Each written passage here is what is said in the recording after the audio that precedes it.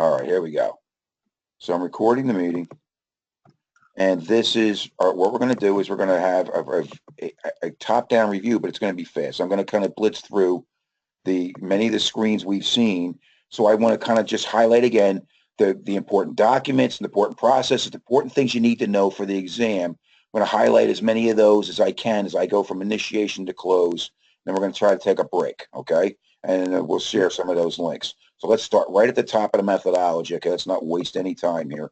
And we'll start right with the initiating process group, which we knew.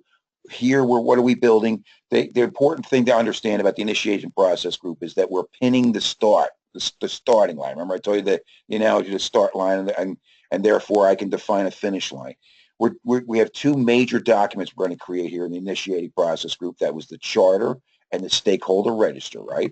So let's take a look at the integration management, and that is the charter. Okay, it's the 4.1, and remember, it's one of the two exceptions that a .1 is not the management plan of the knowledge area, right? This one here is the integration. The purpose of integration management as a knowledge area is one of the 10 knowledge areas is to tie the other knowledge areas together so that they can share information. It's particularly in planning during all the progressive elaboration that has to happen.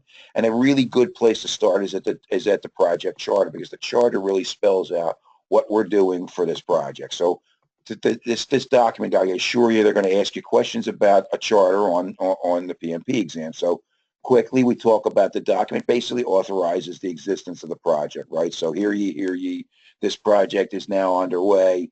And so formal commitments from management, this includes funds, this includes bodies, people, support, money, whatever we're looking for. And we also define the elements of the project. So remember some of the key, I say the key document to remember here is statement of work. Because you're going to see it twice in the methodology. Remember, we saw it again in procurement management, because in that situation, we were the customer, right? Statement of work is one of the key inputs to a project charter. It's the customer's narrative of what they want in as much detail as they think that you need to actually come back with a bid. You're going to do things like the milestones, or you're going to be putting them timelines, trying to put, even at the project charter level, you're starting to already put fences around, funnels and fences around your project, okay? Here's where you assign a project manager. If you're lucky, you get involved as early as possible. And I say this now because in the test, many of the questions that they're going to ask you are slanted to the assumption that you've been the project manager since day one, okay? That you didn't inherit. But I got to tell you, I'd say probably half the projects I ever did, maybe even more in my career, I took over at midstream somewhere. So about half I got to start and about half I had to take over. Okay, the element of a key project of a project charter, we're not going to stay long on this, but take a look at some of the things here and they all make sense. These are the kind of things we want to go into a project with, at least having some sort of idea. We don't want to start thinking about this stuff well into planning. The charter says that the project exists, and the project exists for reasons, right? So we're kind of talking about why we're doing this right here in the project charter, okay? And the other thing that I would tell you is that in the latest revision for the PMP exam, where they ask you to call out the deliverables, try to visualize the deliverables a little earlier. This is a good place of where they're talking about. We are first talking about high level requirements, and you start to ask questions about, well, you know what that means, right? That would mean we did X, Y, and Z. You start to try to get your arms around deliverables, because really that's the best way to plan a project, is say, okay, phase by phase, within those phases, I have key components, I have key deliverables that I need to show for success. I want to make sure they're called out as early as possible in the game. Now, I'm not going to belabor each of the. Remember, the output was I want to go back real quick. The output is the project charter. Remember, one of the key inputs here are the statement of work and all the agreements. And remember, we talked about earlier. I skipped over the first 3 chapters here in my review, because I want you to go back and look at themselves. But remember, EEFs and OPAs are big, okay, in project planning, and the type of organization that and I mean, what I mean that is, if you're within a matrix organization, be assured you're going to see questions on the exam about what your level of authority, your level of responsibility, the dual reporting ship, that kind of thing. So know your matrix organizations, all right? And in the earlier videos, like I said, I made screens that actually broke up the table and put that piece of the table right in to show you about matrix organizations. Remember, I showed you that a project charter, I just quickly, can be just a template, or it could be something, I guess, because of the font. Okay. Identifying stakeholders is the other process that we're doing, and we're doing them in conjunction. So it's not like we're doing one ahead of the other. We're doing them together. So the second big document that you're going to be asked about that we're going to create, and you're going to see questions on the exam, is the stakeholder register. It starts as an Excel spreadsheet, like most registers, like most logs do. It's a great place. Excel's a great tool, right? So later I can sort and I can do all kinds of things in Excel, including with my stakeholders. Starts as with a list, all right? I start to identify my stakeholders at 3.1. Who are the players? So they're going to ask you questions about who your players are, and I assure you, Aubrey, you'll see a question at least about your project sponsor, because they're going to want you to know who your sponsor is and why you would go to your sponsor. And remember that their influence is the highest at the beginning of a project. So when we're talking about stakeholder influence, one of the softball questions you'll likely see is about where their influence is the highest, and it's in the beginning, because that's when the euphoria is the highest, and when that commitment level is the highest before they go off and do something else. Okay, so let's go right into stakeholder management, where we identify the stakeholders. And what we're creating is, remember the project charter, and like I said, that it's almost like they feed off each other. So I would argue that the project charter also has a stakeholders registers should be one of its inputs, but it's not for the test. But as you can see, these are the documents, and what you're doing is you're collecting information about your stakeholders here. So understand some of the stakeholder analysis techniques.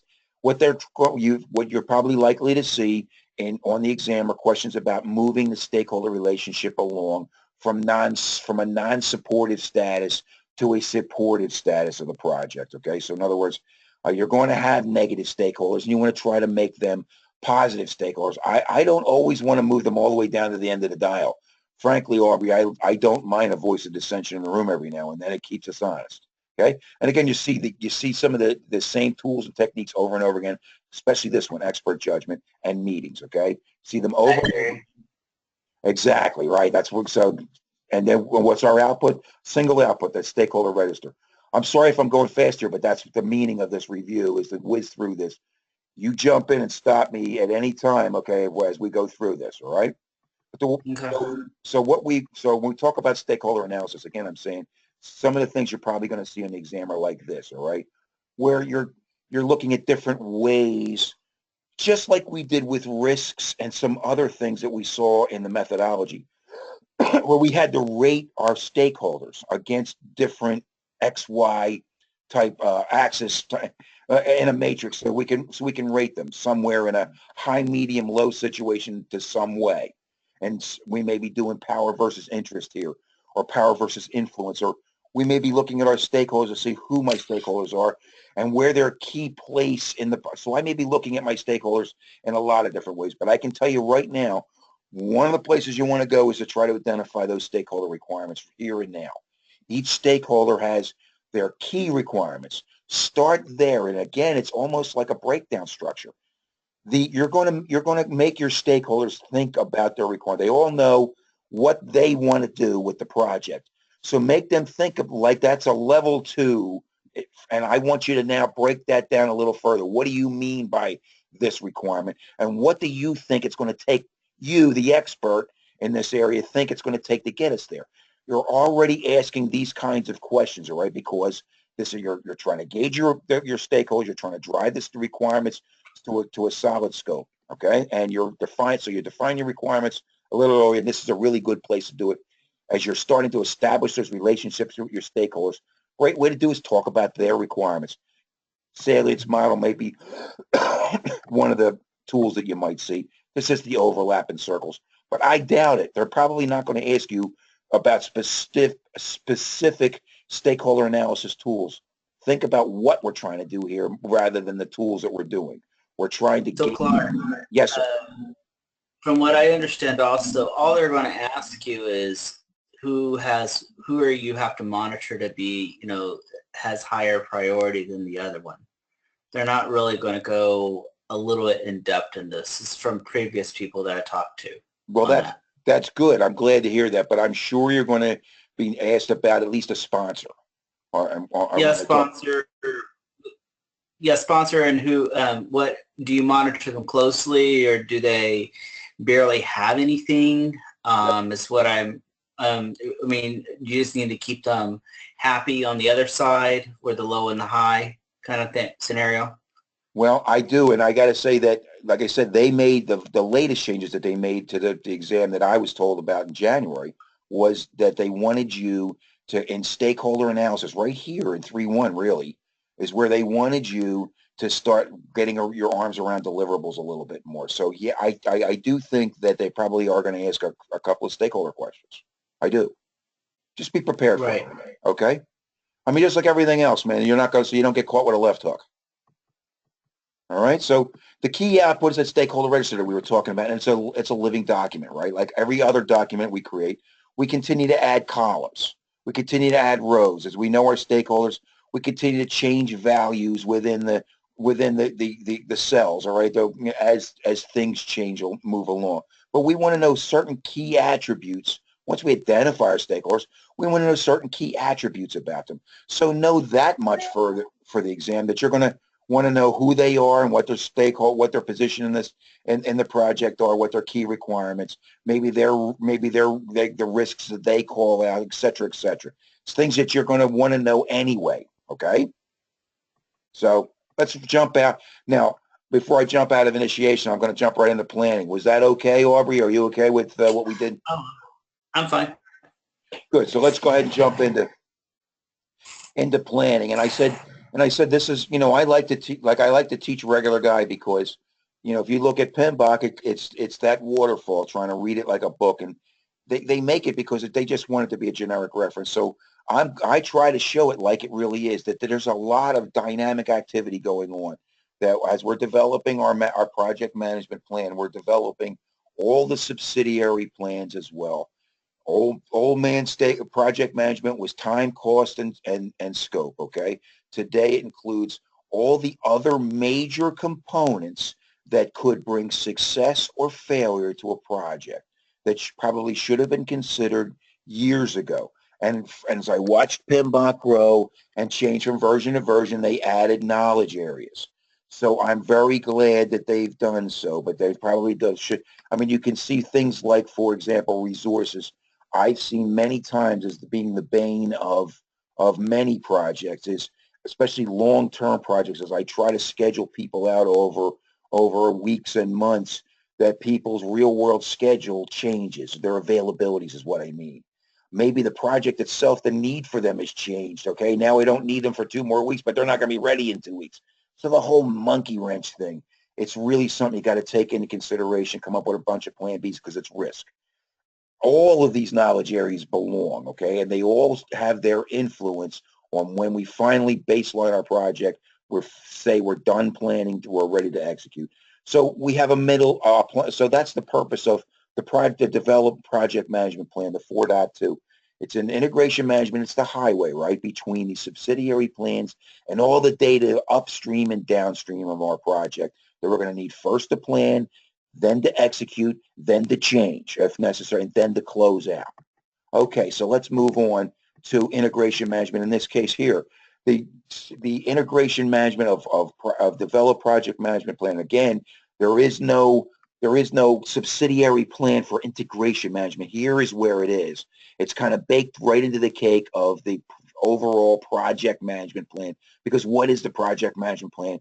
It is really project governance within the project.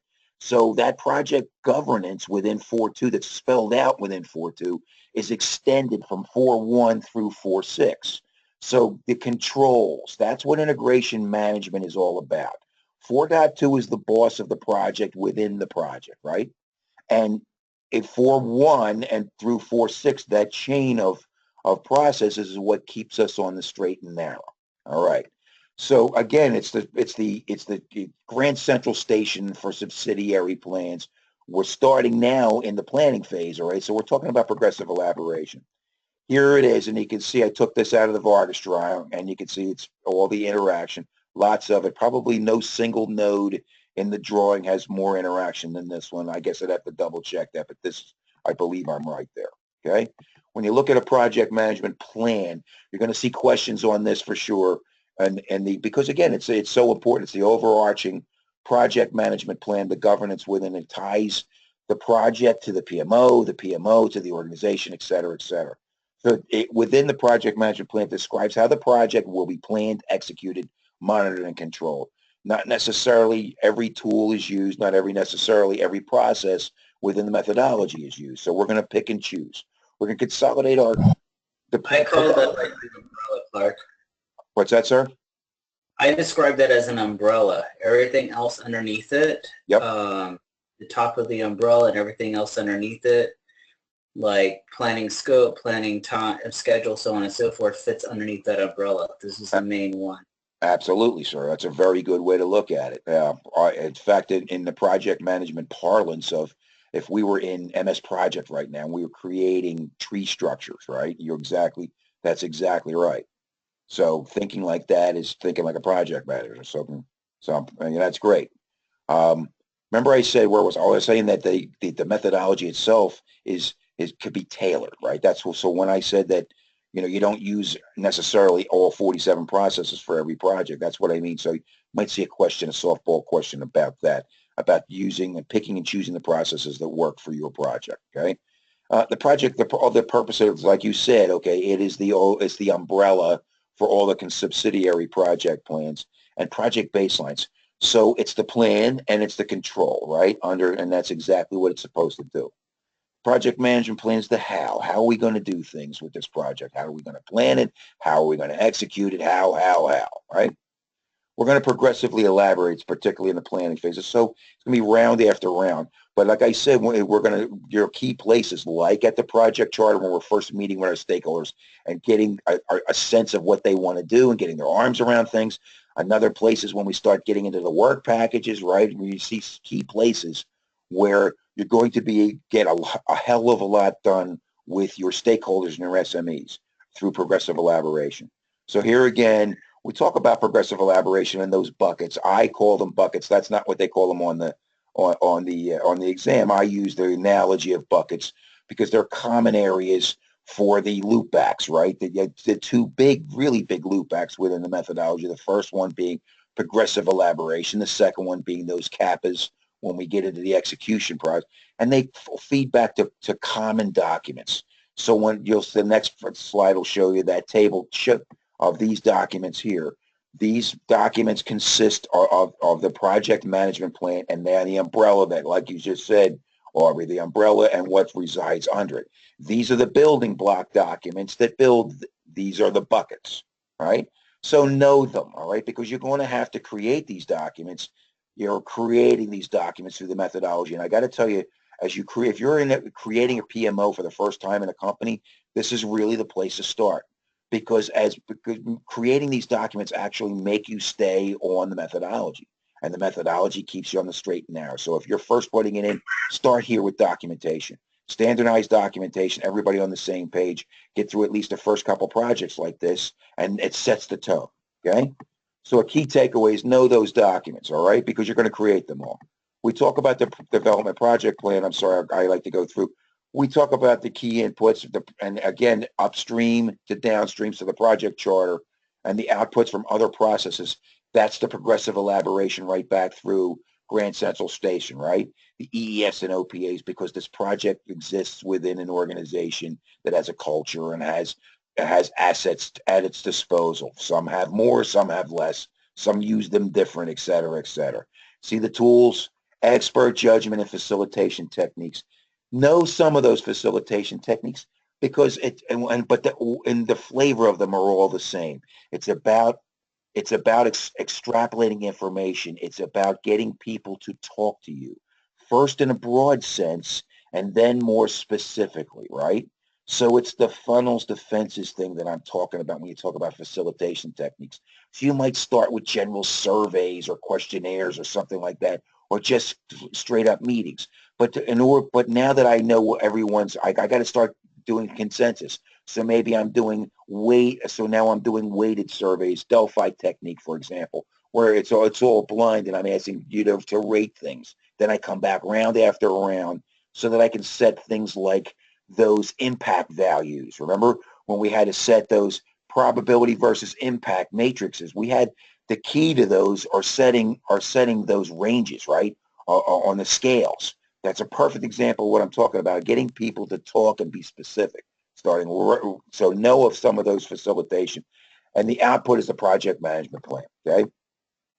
So where are we going next? We're going to put together, through progressive elaboration, we're going to build our baselines for our project, starting with scope, because scope is as you can see, it's the base of the triangle, okay? And it's why all the estimates, everything that we're going to think about doing is going to be based on building that scope. So we identify it first. That's why you see it first in the methodology. That's why we try to get a fence around this, because everything we do is going to be in the effort of delivering this exactly 100%, no more, no less. Okay. Do that through progressive elaboration, the rounds and rounds of the facilitation techniques and such. Okay. So let's jump right into scope management. Again, I told you this is one of 4 knowledge areas now that are planning top heavy. And I meant by that all their processes are in the planning process group except for their control processes, which reside in the monitor control process group. The other 3 only have 1 control process. Scope management has 2. I will show you them both when we get there. Let's stick with the planning processes now, and they make sense. Starting with the dot 1, which we talk about, is the rules of the road for that knowledge area. So within the knowledge area 5.1 through 5.6, in other words, how we're going to approach, how we're going to define, how we're going to create scope documents, everything right here is a logical sequence of events. And we did go through, when we get to time management, we're going to go through, we're going to actually take an example here. But here's how we get our arms around. So we go from funnels and initiation to fences here at scope management. In the dot 1, we have to set, is here where we set the rules, all right? So we're going to go right into here. Here's the 4 processes we're going to quickly look at. Think like a project manager, because the more you can get your arms around scope now, the more the line in the sand is set later on about what's in and what's out. It's like the foul lines up and down in baseball, right? It's a clear white line from home plate all the way to the outfield fence. Was that hit fair or foul? All right. The more you can define that, the better off. Now, we're not against change, but we want to make sure that it is accounted for. So now's a good time to think like a project manager. Set the base of the triangle, and you set the base for your project. Okay. So we define scope, and I use the example this time of a stuffed elephant. All right. No matter whether it's a stuffed elephant or a suspension bridge across a major river, we want to know everything that we can about that scope, particularly where it's going to come to, what's it going to take to deliver it. All right. So what materials is going to require? What type of skill sets and labor are we going to need? What functionality are we delivering? Et cetera, et cetera. So we start with requirements, all right? And again, these are buckets, right? So maybe in this case, we're looking at buckets and dimensions and materials and functionality, but everything that's required. So again, for the test, when we define scope, we want to try to get our arms around all that's required to deliver that. And we're going to do that by using a work breakdown structure as our key tool, right? So that we don't forget anything. We're going to break down from the top down. It's going to help us. We're not going to try to forget. With the more that we can define now, that we're not going to forget, the better off we are. We get an estimation. Our estimates are going to be precise and concise. So when we talk about So to defining, me, that also, yes, sir. me also, Clark, I think of it as like when you're looking at it, you're basically looking at every little mechanism, even paint color, what kind of style. I mean, every little thing on the work breakdown structure If you that you could can, possibly. And I call it like a brain. You're doing a brain dump and trying to figure everything out, well, deciphering. well, think about the power of that, Aubrey. Okay, that if I know everything, because when we get to bite-sized, right? What's is the next? in my course, right? I go find all the fences to bite size. When we get to bite size, you know what the power of that is, right? I'm defining a This, specific task. So it's much, much more likely that I'm going to be quite precise, right, about what it's going to take on a task for task because I broke it all the way down to the bite size. The more granular, the better, but don't get caught up in getting too granular. People get, you can overplan, you can take too long, you can miss opportunities. You can get pressure from the top, okay? So you got to produce a plan, but you want to do so at least to where you have a comfort level. So we understand each other. You're trying to find that happy medium. And here's really why the two biggest reasons why I want to define scope here while we're in the planning phases is because I got time estimates and cost estimates. That hammerhead boss I just talked about has two questions for me. How long is it going to take? And where's the other one? Come on, where's that other question? There it is. And how much is it going to cost? That's the second one is more of his favorite question. This is what he wants to know, and he wants, so again, I caution you as a project manager, Clark, to Aubrey, and everybody else that's listening, preliminary, until you're ready to baseline. When he asks about preliminary estimates, preliminary schedule, preliminary budget, take my word for it until you're ready to go so that they don't pin you down. Say, oh, you said this. No, we're still in the planning phases. If there's a misinterpret, remember, you're the communications expert. You're the project manager. If there's a failure to communicate, it's your fault, most likely. I almost always blame management when there's a failure to communicate because it's usually your fault, you know? There's the fences thing I was talking about when we talk about defining scope. So we took the funnel that was the requirements. At the top of the funnel was wide. We were taking them all in, but we had to get those requirements down to those that were actually going to make it into the project. So you'll see that here, okay? User breakdown structure is going to be the key tool to get us where we're going, and that takes us down into the bite size that I was talking about, the little candies, all right, that you can easily look at and say, I can, this is going to take two guys, one day, whatever, because it's such a bite-sized piece of work.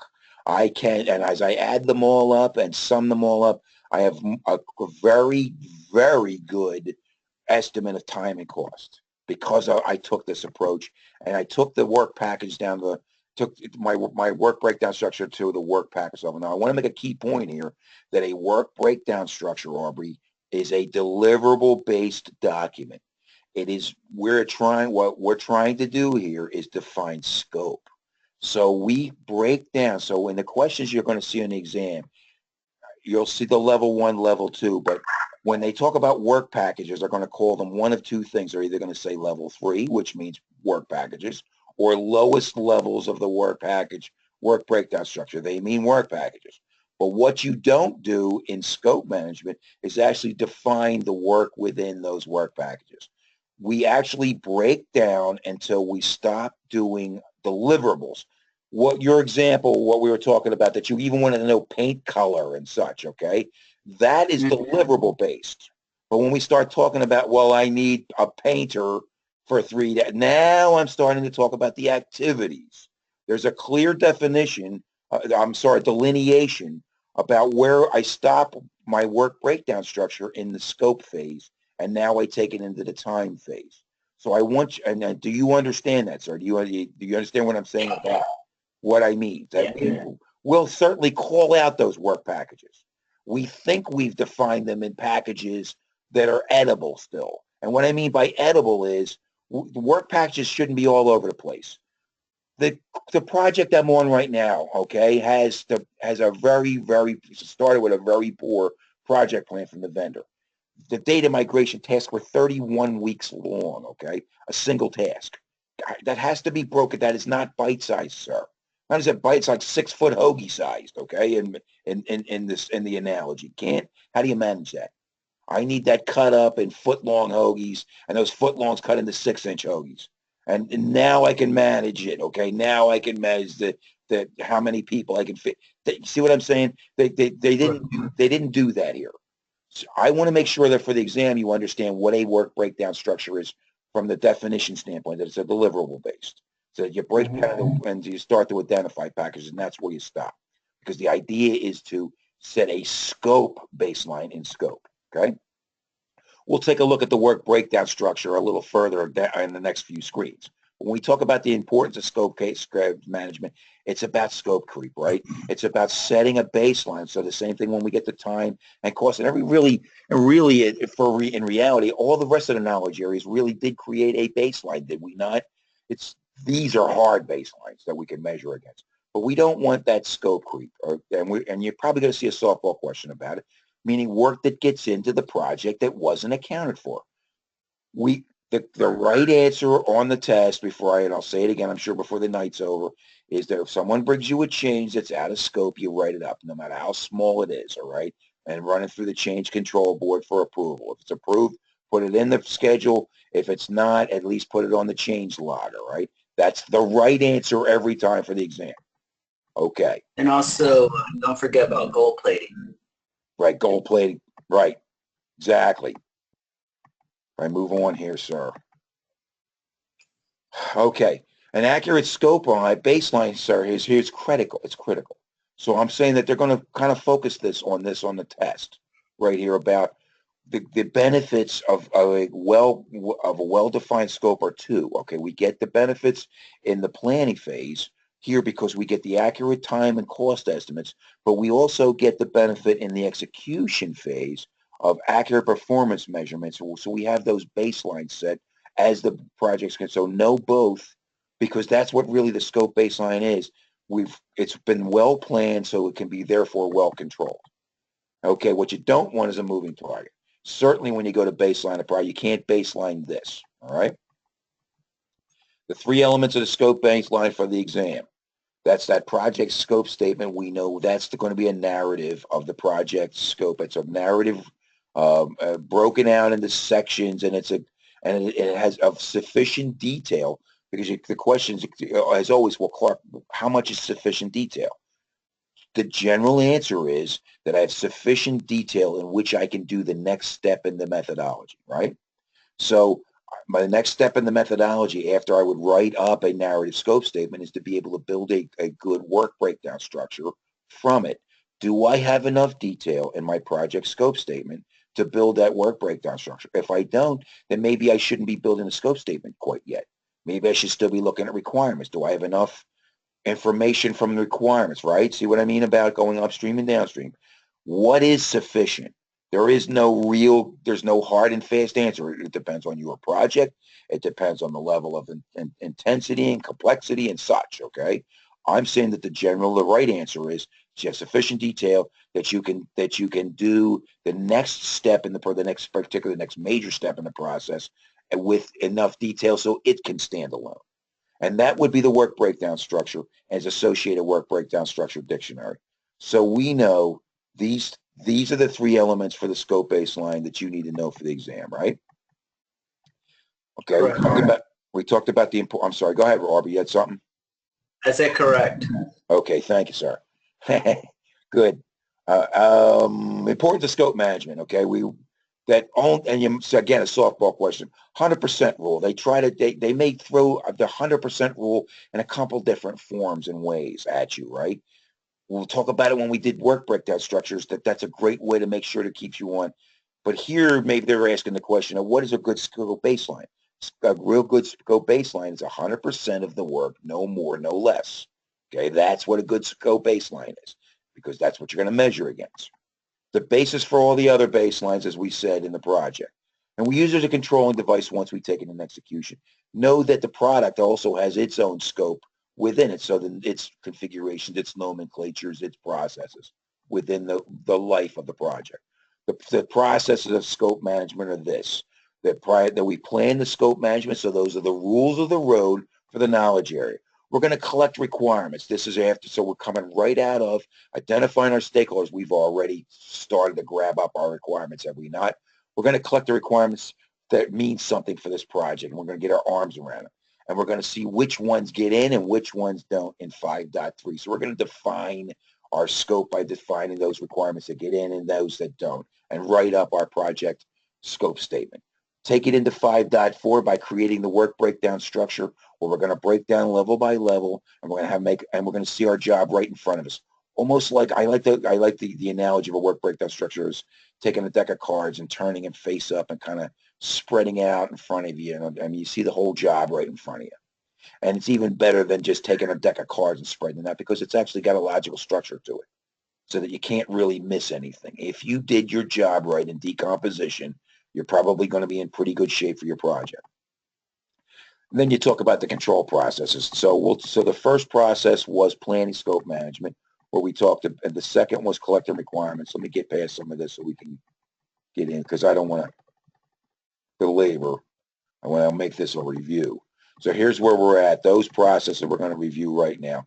We talk about scope management. So for the exam, know that this is how, this describes how the project scope will be defined, validated, and controlled.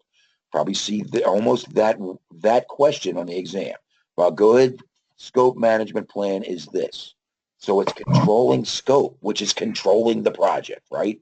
Key benefits, direction, and guidance in determining and managing scope through the project is the basis of everything for your project. So if we look at and I'm going to, like I said, I'm not going to take a whole lot of time looking at each one of the processes, all right? I want to get through, but you can see that the project management plan, so I've upstream to downstream, the project charter, because it's one of the baseline knowledge areas is scope, and probably the baseline knowledge area right here in scope. The project charter, and of course, the EEFs and OPAs. Tools and techniques that same ones we see all the time. Expert judgment in meetings. So to get to a good scope document means this is where it's so important to have the right people around you, the right team members, the right stakeholders, the right SMEs, because here's where you're saying what scope is. This is so as you progressively elaborate and build all this up here is the expert judgment and meetings are not just inputs. They really have a lot of depth behind them, and you need to control those processes. Your output is going to be that scope management plan, the dot one, and a requirements management plan that mirrors on how you're going to change requirements. There's also a level of traceability that you want to insert here. So you're going to use what's called a traceability matrix. I like to start traceability almost back at the beginning. So the project charter really does. You notice that the project charter is I failed to mention it when we were there. I'm glad I thought of it. It's the one document you don't revisit in progressive elaboration. Once it's complete, it's complete. The project charter is the starting line.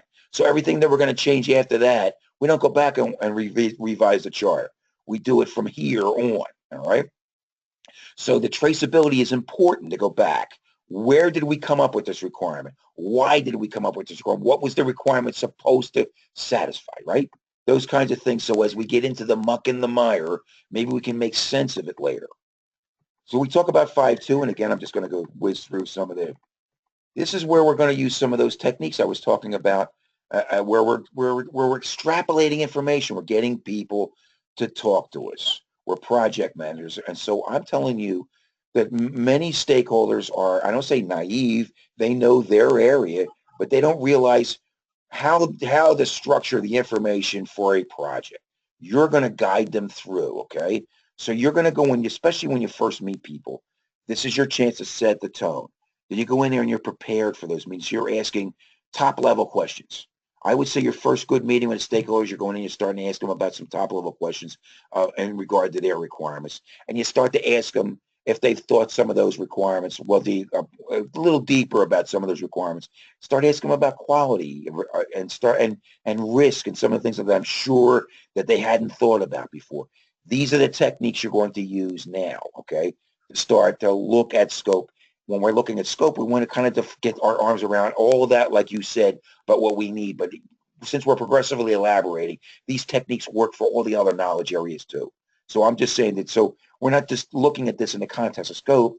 Again, we're looking at from all the knowledge areas and their input onto how are we going to define the scope and set that baseline, okay? Right. Lots and lots of inputs and lots of tools and techniques, but they all basically the same thing. Or have the same overall objective to try to get to people first to talk to us, to get those funnels to fences to bite-sized kind of thing, so that we can build a scope document that is the basis of the project. So we're going to start, the output here are those requirements documents that we're going to take and say, this is enough, we have enough documentation here that we can build a project scope statement with, right? And that requirements traceability matrix is an output because I want to know where those requirements came from. I do. I want to know what spawned those requirements later.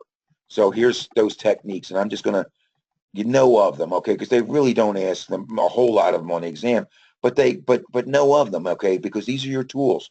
These are some of the arrows in your quiver, okay, that you can, as a project manager, that you're going to use on a day-to-day basis. Sometimes you're just standing in the guy's doorway and asking questions, and that's a technique. I guess that's interviews, huh? But whatever you do, but however you do it, I would certainly, when you can be structured, especially when you have to be structured, right? When you're trying to come to consensus, when you're trying to set ranges and that make something. So you're going to use different techniques where they apply, right? Through the methodology, but so know all of them. The outputs would be those requirement documents, and they show an alignment of requirements.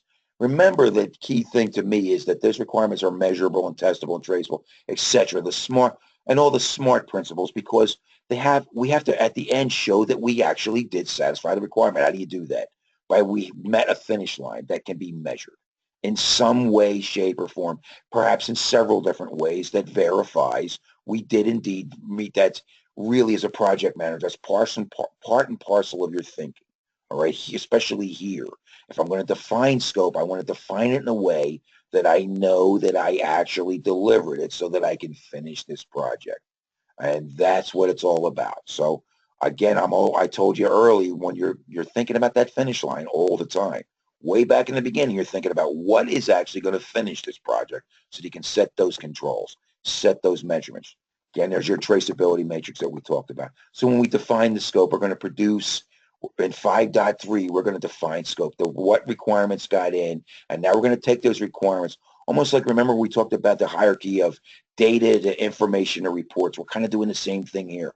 We're taking requirements and turning it into a scope statement that's going to help us build a work breakdown structure. Notice how we think as project managers. See how we think logically in hierarchies and registers and breakdowns, and see how we think of things. Here's where we take those requirements. They're pretty well defined. Those requirement documents should be well written.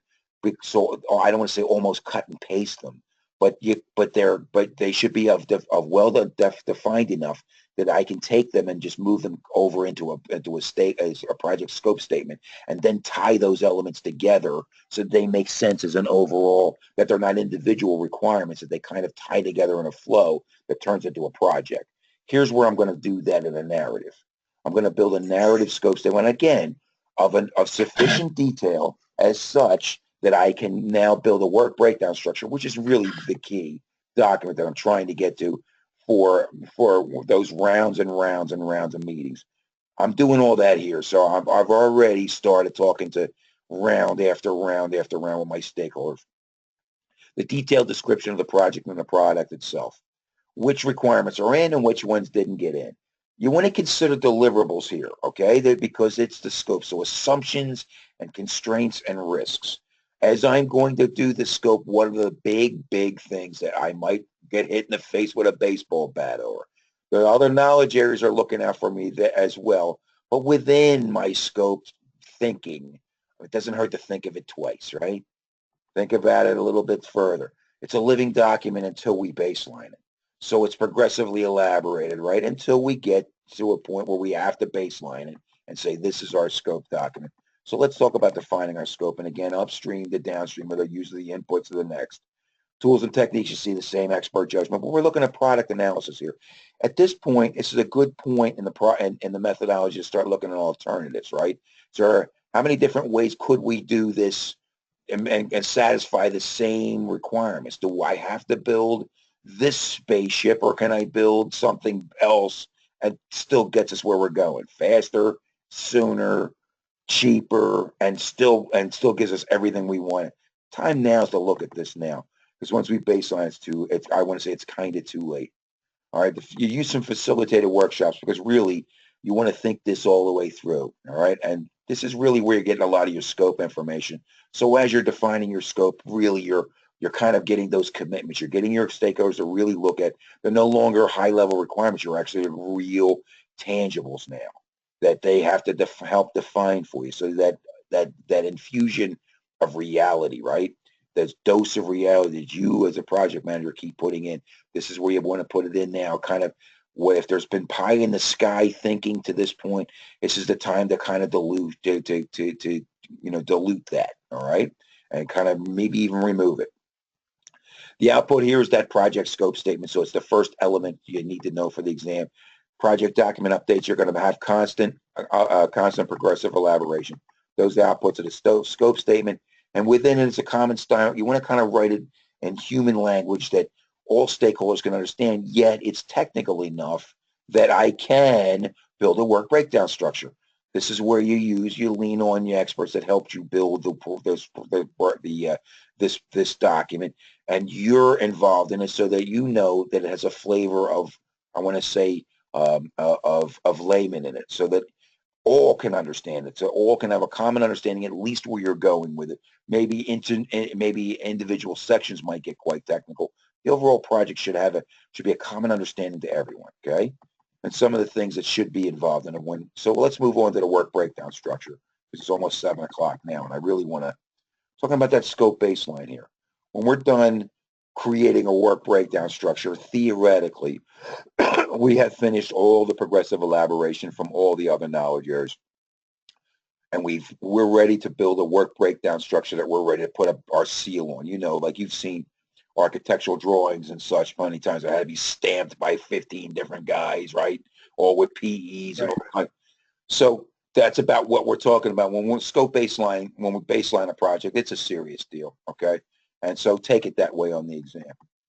Always progressive elaboration. So let's look at creating a work breakdown structure. And we talked about, I told you, it's deliverable based. So I want to make sure that's clear, that the upper levels are the major components of the, so that the highest level is the project itself in its completion, right? Because we're going to do roll-ups. So we do want to roll up to the top of the pyramid as a complete project. So the very top level is going to be the project in its entirety, or I would say the scope baseline in its entirety is more a correct way to characterize it. And so the levels below, rolling all the way up, create the scope 100%, no more, no less. Okay. All right. We talked about that the lowest levels of the work breakdown structures, activities needed to complete the deliverables. So the second level, I said how you choose to structure the second level, the level 2 of your work breakdown structure is probably the key decision that you're going to make as you create a work breakdown. How do you want to see the breakdown? Like I said, the top level is the scope baseline in its entirety, but how do I want to break it down so it makes sense to me? To make sense to my project. So I may do it by project phases here, but but I may do it by major deliverables. I may cite the big 5 deliverables that, if I have those together, constitute my project. So I may break down my structure that way. But so my point is, there is no real rule, but my rule is that it makes sense, because you have to go and break down from here. And remember that it's 100%. So let's talk I don't want to get ahead of myself. When they say lowest levels of work breakdown structure, are work package levels. So we're not doing that. All we're doing is calling them out in scope management. I want to make that point again. They're created for scheduling, and so we're going to do that in time and cost management. But I say, for the work breakdown structure, pound for pound is the most powerful document in the entire methodology, because we refer to it time and time again. As we create other breakdown structures in risk and resources, right? We saw that kind of, I don't know, laying it next to our work breakdown structure as we create it, to say, oh yeah, we don't want to forget this and we don't want to forget that as we're creating that resource breakdown structure. It really it's a great tool, my opinion, and probably many other project managers. So here's the other 2 elements of the project of the scope baseline you need to know for the exam. Project scope statement is the first, the work breakdown structure and its associated dictionary. There are 3 elements. So let's look at the work breakdown structure and what you need to know for the test. So the mechanics of a work breakdown structure that you're going to ask you questions about. Like I said, the top level of the project is the project in its entirety, or it's the scope of the project in its entirety. So let me just zoom in, and we've seen this example as we talked before, that's the widget management system, right? And that the level 2 is the next level. We decided to break it out by process groups. We saw that we saw it was easier for us to break out. And it just made whatever, for whatever reason, it made more sense.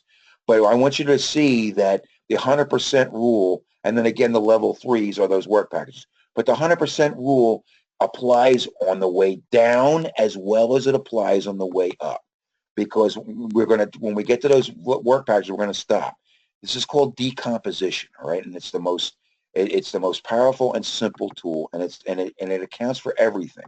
So that, like I said, that 100% rule, the top line being the project. So that means that level two to constitute, before I can go to a level three, let's say I'm decomposing, Aubrey. I start at one and I say, I want to create my level two. I'm not ready to leave my level two until I can seriously say that if I finish level two, it satisfies the level above. Okay. If I can't say that, if I say I'm still missing something, then I still have more nodes to come up with in level two. So the 100% rule works on the way down as well as it does on the way up. It works in the middle of the breakdown structure between a couple of little things rolling up to the next level. The 100% rule is in effect all the way through this document, top down, bottom up, okay? And it really is, you want that, particularly when you're first creating it, right? Because you want to make sure that you did not forget anything. The 100% rule makes sure that you didn't. So that means as I start to decompose those down into the work, identifying the work package, I'm not missing anything. And so when I'm ready I'm sorry, go ahead. This, I do know there will be several questions on the test on this. Right. Exactly. So I wanted you to see this and you know where I'm going with this. That as I've now, what I've done here now is I've pretty much called the whole job out from a scope standpoint. So now when I get into the next knowledge areas of time and cost management, I can do quite precise bottom up estimates of time and cost because I'm going to make these guys into bite-sized pieces, right?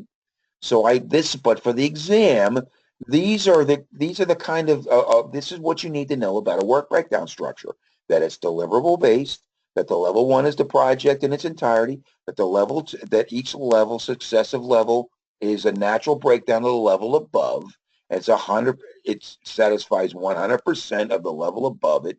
And that you're going to break down a work breakdown structure until you begin to identify work packages, and then you hand it off to the next knowledge area, which will what? Take it and further decompose it. It's the same. We're going to use the same tool and technique. We're just going to stop here at scope based on, because really that's what we're doing here in scope. We're just going to do it all. Then we would just do it all, wouldn't we? Okay. So again, for estimates, right? The 100% rule. I've rolled up all my work packages. And again, I told you, what do the work packages roll up? Because we saw this the first time through the methodology. They'll roll up into those cost accounts that I showed you. There they are, the control accounts. So work packages roll up to control accounts. The sum of those control accounts are your cost baseline, right? So that everything's accounted for. So even within the control accounts, it's the 100% rule still affects. And these control accounts are there for reasons. They help you mini manage your project. And again, maybe they also kick off external processes of other work getting ready to go, or payments, or anything that you want to do to mini manage your control accounts, okay? It will help you manage your work breakdown structure. The output is the scope baseline. So we talked about the 100% rule in the work breakdown dictionary acts as a register. Okay. So let's move on into time management very quickly. What time is it? It is 7:04. We have time. Go through a little bit. We'll take we'll take a break. I guess we'll get through cost and maybe even the risk. We'll take a little break here because I want to keep moving. Time management. Remember, we spent a whole lot of time here. This is where we spent, I would say, the knowledge area we spent maybe double as long as we spent anywhere else. And the reason is because it's here where the method where PMBOK shows you that we're tearing open the work package just to analyze them. But I assure you, we're doing this with every other knowledge area in mind. They had to put it somewhere, and this is the natural progression. And like I said, if you wind this all the way back to Hammerhead Caveman project days, all we cared about was scope, time, and cost. So this is where it originally was. When we get into work packages, it was in time management. This is where it stayed, I guess, forever. But I'm telling you, we're doing this with everything in mind. Modern project managers are thinking of everything in its context. But here's where we start to take things and really turn it into a project where we're going to start to define the work for what it really is and what it's going to take to get us there. Start to put together define those activities and their links and their sequences and all of that to give us an idea of exactly what kind of monster we're taking on. We're going to construct a project schedule here. So remember, I took us through the example of that work package, and I'm going to take us quickly through that again to show you, to remind you what we did. We start by further decomposition. So the same thing we did to create the scope to create the work breakdown structure, we're going to keep on going. We're going to take each work package as a stand and break it all the way down to each individual task, the building blocks, and roll it all the way back up.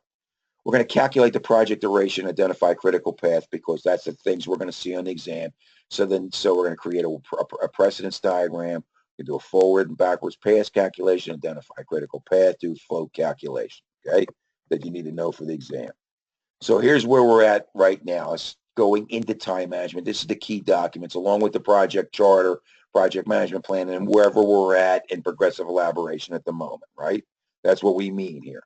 These are the key documents that we're going to use now in time management to further decompose those work packages. And then every time we come up with something, we're going to add to the buckets, right? So like I said, so that's also at our disposal right now as we further decompose the work packages. We're actually adding to those buckets more than we're consulting to them at this point, because we're so early. We're really starting to get our arms around the project. But like I said, we started by picking out an example, right? Where did we go? Okay. Look at the time management processes. There are 7 of them here. So this is the biggest. This is the biggest of the knowledge areas. And probably, like I said, the one that's the most meticulous, right? And that's why we spent the time here. The dot 1 is like every other dot 1 that I show you. It's the rules of the road. And it's where we set the fences around how we're going to. And as a project manager, these dot 1s are your friend. They really are. They're the rules that our project controls within the knowledge areas. So the overall project governance is 4.2, right? But within each of the knowledge areas is the dot 1s. How do we define our time management processes and the ranges that we use, the methodologies, all the things that we want to know about time management. And let's go ahead and take a look at those now. And again, it's top heavy, right? All the processes are in the planning group except for its control process. So the dot 1 is like we've seen before. Again, it's the expert judgment and analytical techniques. So we're taking what we got, what was handed to us from the scope management, and of course whatever's in the progressive elaboration from the other knowledge areas. We're going to try to build a schedule here. That's really what we're going to try to do here. So we're going to make a schedule management plan in dot 1, which are the rules of the road. They're going to say how we're going to do that. So within the schedule management plan, this is a pretty good screen here. The planning and establishment of the strategies, the estimating techniques, right, that we talk about. How are we going to approach the work so that we can put a schedule together? We're going to set those rules right here. We want to set those rules. We're going to decide our scheduling methods, the tools, everything that we're going to do. So are we going to use Primavera? We're going to use MS Project. Am I going to use earned value management or percent completion? How am I going to track my project? All of that stuff is picked right here. Okay? And it's a subsidiary plan, just like it said, it resides under the project management. So here, the first thing that we're going to do, it's that logical sequence, right? So what are we going to do? We're going to follow the logical sequence, and we're going to define, as we open up our work package, we're going to define all the activities. That's the first step. Then we're going to sequence our activities, right? Then we're going to define what resources are needed for those activities. Then we're going to decide how long those activities take. And with that information, we can put together the rudimentary beginnings of a real schedule, okay? So we used a work package of, and let me go to Zoom, of 1.3.5, right? Install development system. So, and as a work package, again, representative of what we would do in all the work packages, right? Because we're going to roll up all the estimates. So we started by coming up with this little table, right? So within 1.3.5, we identified 9 tasks. Even within the work package, the 100% rule applies. there are 9 tasks to complete. And once they're complete, 1.3.5 can be grayed out, right? See what I mean?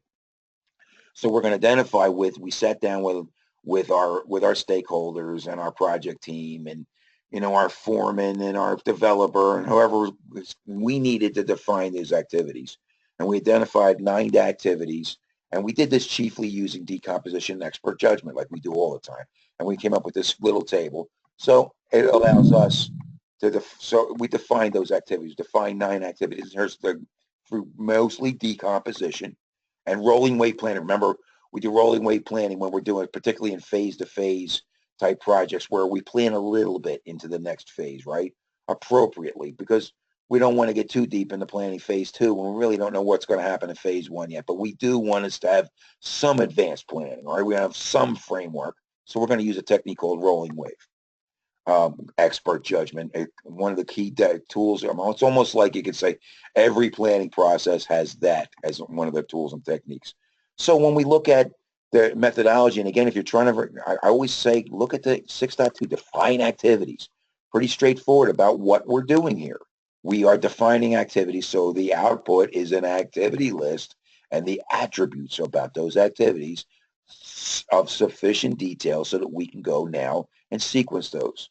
We're going to start that activity list is just like every other list, every other register we built. It's an Excel spreadsheet that builds that, and then the attributes are columns, right? The more that we want to know about an activity, so that we can plan it, so that we can resource load it, so that we can figure its risks.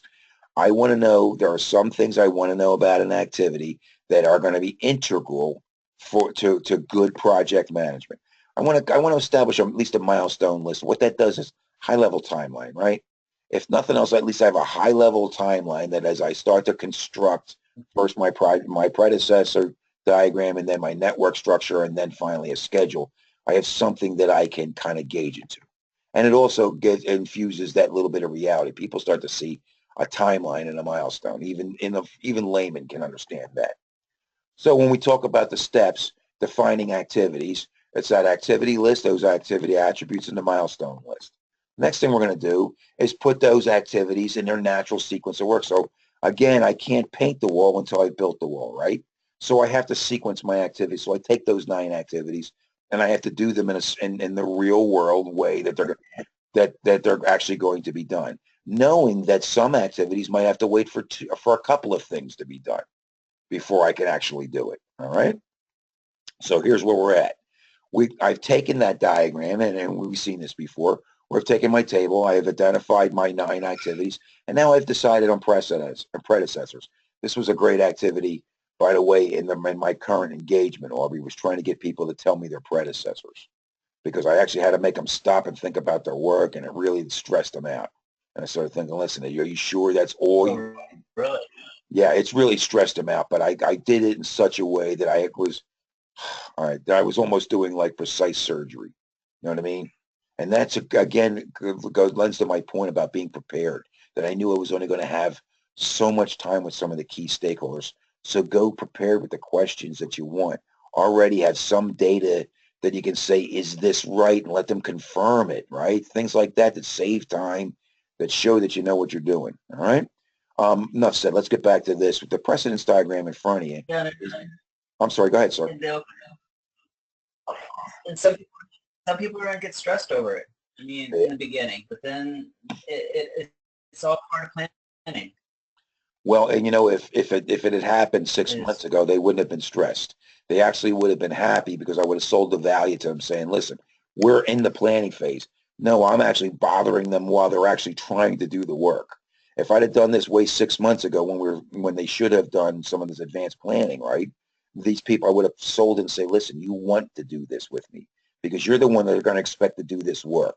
So now's a good time to tell me before we get started, okay? What is it you need?" And I sell it to them that way. And you know what? They love doing predecessors. Not in this case, but in the early phases because I sell it to it on value. Anyway, this precedence diagram is representative of those predecessors within the 9 tasks. We've seen this. As you can see, there are multiple predecessors in some of the tasks. right? And we're going to take that, boom, boom, boom. I'm not going to go through this, but it's reflective of the table up above.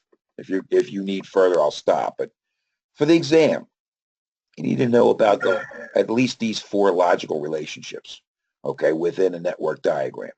And you're going to use these as a project manager a lot because these are the things that are going to help you first construct your schedule and then to be able to maybe make adjustments in your schedule. The four logical relationships, task-to-task relationships, are, let's start with the most common, and it's the waterfall one. It's finish to start, meaning that the predecessor task finishes, the successor start task can now start, right? So finish to start, it's the most common place in project management. The second is a finish to finish, where I tie the finish of a predecessor activity to the finish of a successor activity. So I do not, in this case, want the successor activity to finish until the successor activity is also finished. I may do this as a control. I may do this to make sure that my painters don't leave until the drywallers have finished. You know what I mean? There are reasons for putting to finish to finish to finish as controls. It's almost like an internal project constraint in and of itself that I put in as a project manager. The third one is a start to start. It's the opposite or the reverse, the inverse of what I just talked about in finish to finish, where I may want to do this to actually move things ahead. So you'll see this in crashing. I'm sorry, in fast tracking. So this might have been, let's say, a finish to start originally, but now I made it a start to start because I'm trying to compress my schedule. But it might actually be a good tactic anyway. Why not start the field guys a little bit, or I'm sorry, the head end connections a little bit sooner? Do they actually have to really wait for all the field connections to be done? Or well, the first 20 keep that guy busy enough and so that by the time he finishes those 20, there's 20 more for him to do. Can I do it like that? That would be a start-to-start relationship. And you would use this technique in fast tracking would be a way that you might look at start to start. Okay. The last is start to finish, and it's the rarest of the four because it says that a predecessor activity cannot finish until the successor has started. And again, it's almost like a really hard control. I know one of the examples I think PMBOK used was the second shift of a guard can't leave his post until he's relieved by the second people, I guess. This is also a project constraint and maybe a control that you might use in an extreme example. But I wanted to point out the relationships again, because when you get into actually putting together a schedule, you're going to be doing this. You're going to be asking your stakeholders about the flow of work. So as you sequence, things are not necessarily finished always waterfall. They're not. They may be, but I want you to justify that to me. Because if I can build a schedule that is compressed to start with, that's exactly what we want to do. We want to target our resources. We want to use our time to our best. These these these logical relationships, as I build a schedule, are for a reason. Okay. Again, I have leads and lags. These are also the little nips and tucks of I want to say, the cosmetic surgery that I can do not only while I'm building this tool and technique applies both in the creation of the schedule and in the modifications and revisions of the schedule when we get into execution. A lead is what it sounds like, where I've moved the successor activity relative to its predecessor activity ahead in the schedule earlier than it had been originally scheduled. I may do that for a lot of reasons where I want to get a crew started. Why not? I can get them started. So I do this. And in the diagram and in the test, you'll see it called out like this. And here's a finish to start with a -3. It's a -3. Why is it a minus? Even though I moved it up sooner, you'd think it would be sooner. It is.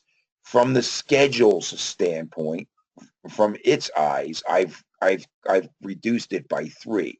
So the schedule is I'm saying hypothetically. That's why -3 is a lead. Okay, so if you see a negative something in the network diagram, it represents a lead activity. Obviously the converse of that is the lag, right? I may have a predetermined delay or a waiting period between the predecessor activity and the successor activity. And that would be represented by a plus something in the network diagram, meaning that from the network diagrams or the schedule's eyes, it's been expanded out 3 days, okay, hypothetically. But that's how, and so here you see a start-to-start relationship with a 3-day lag, okay? And I may do that, again, the classic is I have to wait for paint to dry before I can do the second coat, okay? So I put a predetermined 4-hour delay or whatever it is. Remember those dependencies for the exam. I showed you the 4 for the exam. You need to know those. Know about activity on node is preferred over activity on arrow because activity on arrow really kind of gets, I want to say it's kind of an eyesore. All this means is that the node activity is within the node and not sitting on the arrow leading into the node. Dependencies can be, this is important, mandatory, discretionary. So I think you're going to see something on the exam into this regard because when you talk about revising the schedule and doing schedule compression, these are our key point is the key concept to understand is that when you put your schedule together, you do have hard constraints. You do have mandatory dependencies. I cannot break that dependency without the whole project going kerplunk or kerplooey. But maybe I do have discretion. Maybe I can move that. Maybe I can break that work up that was concurrent and make it consecutive. Maybe I don't need that step now, etc., etc. These are questions that I'm going to ask and answer maybe later on in the project. So knowing that, you're going to see questions on it in the exam. They may use the term mandatory or discretionary logic or hard logic and soft logic, right? Meaning that maybe I can break those dependencies and reroute things for the benefit of the project, okay? My dependencies also could be internal or external. And that means not just vendors and outside, but it could be government regulations, could be. So we were prepared for those kinds of questions. Remember, I told you leads and lags are efficient for activity control, both and they're both in the planning and the execution phase. It's one of those tools that work all the way through the methodology once you start to put a schedule together. Okay, the sequence of activities. Let me see what time we got here. 7:20. Holy cow. Okay, we sequence those activities. So let's get right into that precedence diagram and turn it into, remember I told you we sequenced our activities. I'm sorry. The next thing is to estimate those resources. I don't mean to fly through, but what we did here in 6.3 is now that we've defined and sequenced our activities, right, and defined all our predecessors, we're going to try to do some kind of resource load, at least take a good first try. And as we go progressively elaborate, we're going to define and identify every resource we need on a per task basis. Remember, we got this all the way down to bite-sized, right? This is why we did it, so that we can be precise in our estimates of what it's going to take to actually do the task by task. How much human resources, materials, tools, etc. So all of our costs, all of our needs, everything that's necessary. So that kind of infers that we're doing more than just time management here, are we not? We're looking at our work packages from all aspects, but cost especially, right? I mean, if I'm identifying resources, most resources have a cost factor to them. I know what labor rates are. I know what material rates are. So as I start to define what I need from those resources, I'm pretty also defining my budget at the same time, or in many elements of my budget. Remember, the estimate is the 100% rule. So if I did a good job on the way down, I'm gonna really appreciate it when I estimate my way back up. Okay, so I'm going to create what's called a resource breakdown structure. So the power of the breakdown structure, but this time I'm looking at my project, which is the top level. What are all of my project resources in its entirety for a project, and at the different levels of resources I'm going to need. I need material resources, people resources. See what I mean? So this particular breakdown structure breaks down appropriately to what I needed to do. In this case, I want to break down resources for my project. And it sure as hell doesn't hurt me to lay this, as I'm creating this one, next to my work breakdown structure, because I'm creating the resources to do what? To build that scope. That's the resources I'm trying to call out. And I'm doing it on a per task basis. Remember, your control accounts are going to help you. Make sure that it all does indeed come up to 100% and roll right up into your cost baseline. Okay, so when we talk about activity resources, again, this is why I have the work packages ripped all the way apart. It's almost, I'm going to call it like open heart surgery. We got the rib cage all pulled wide open, right? So I mean, this is where we're at right now in the methodology. This is where we're at. So everything's involved. So you see even risk registers and stuff, because now's the time to start thinking about all the other things, all the other things that might hit you in the head with resources and in terms of resources and risks and those kinds of things before you put down a schedule. Okay. Expert judgment, alternatives analysis, another way to look at how I could schedule. What are there different resources I might be able to use? Now is a different way to look at different scheduling techniques, et cetera, et cetera. I look at published estimate data because I'm not the only guy that's ever done this. Maybe it's been done before. And I use those bottom-up estimating techniques. We talked about those estimating techniques. I'm going to quickly show them to you. The activity resource requirements is the output of 6.4. And we created a work breakdown structure that kept us on the straight and narrow. And of course, a progressive elaboration. So we talked about estimating resources, and some of those tools to create those resources, we went into estimating durations, right? I showed those tools a little bit later. Talked about estimating durations because I wanted to get through the network diagram, okay? And here you see we really have a lot of input, so I hope you're not trying to memorize all of this, Aubrey. But as you can see, we talked about, here's where we have the estimating. I certainly hope actually, I'm beyond memorizing. The only thing I've done is do the 47 processes. The stuff that I am understanding is what it is, and dissecting it a little bit and not trying to memorize, just try to understand that. And then the other thing I do memorize is the the diagrams, and then maybe who did what's their terminology in like HR, and that's about it besides the formulas.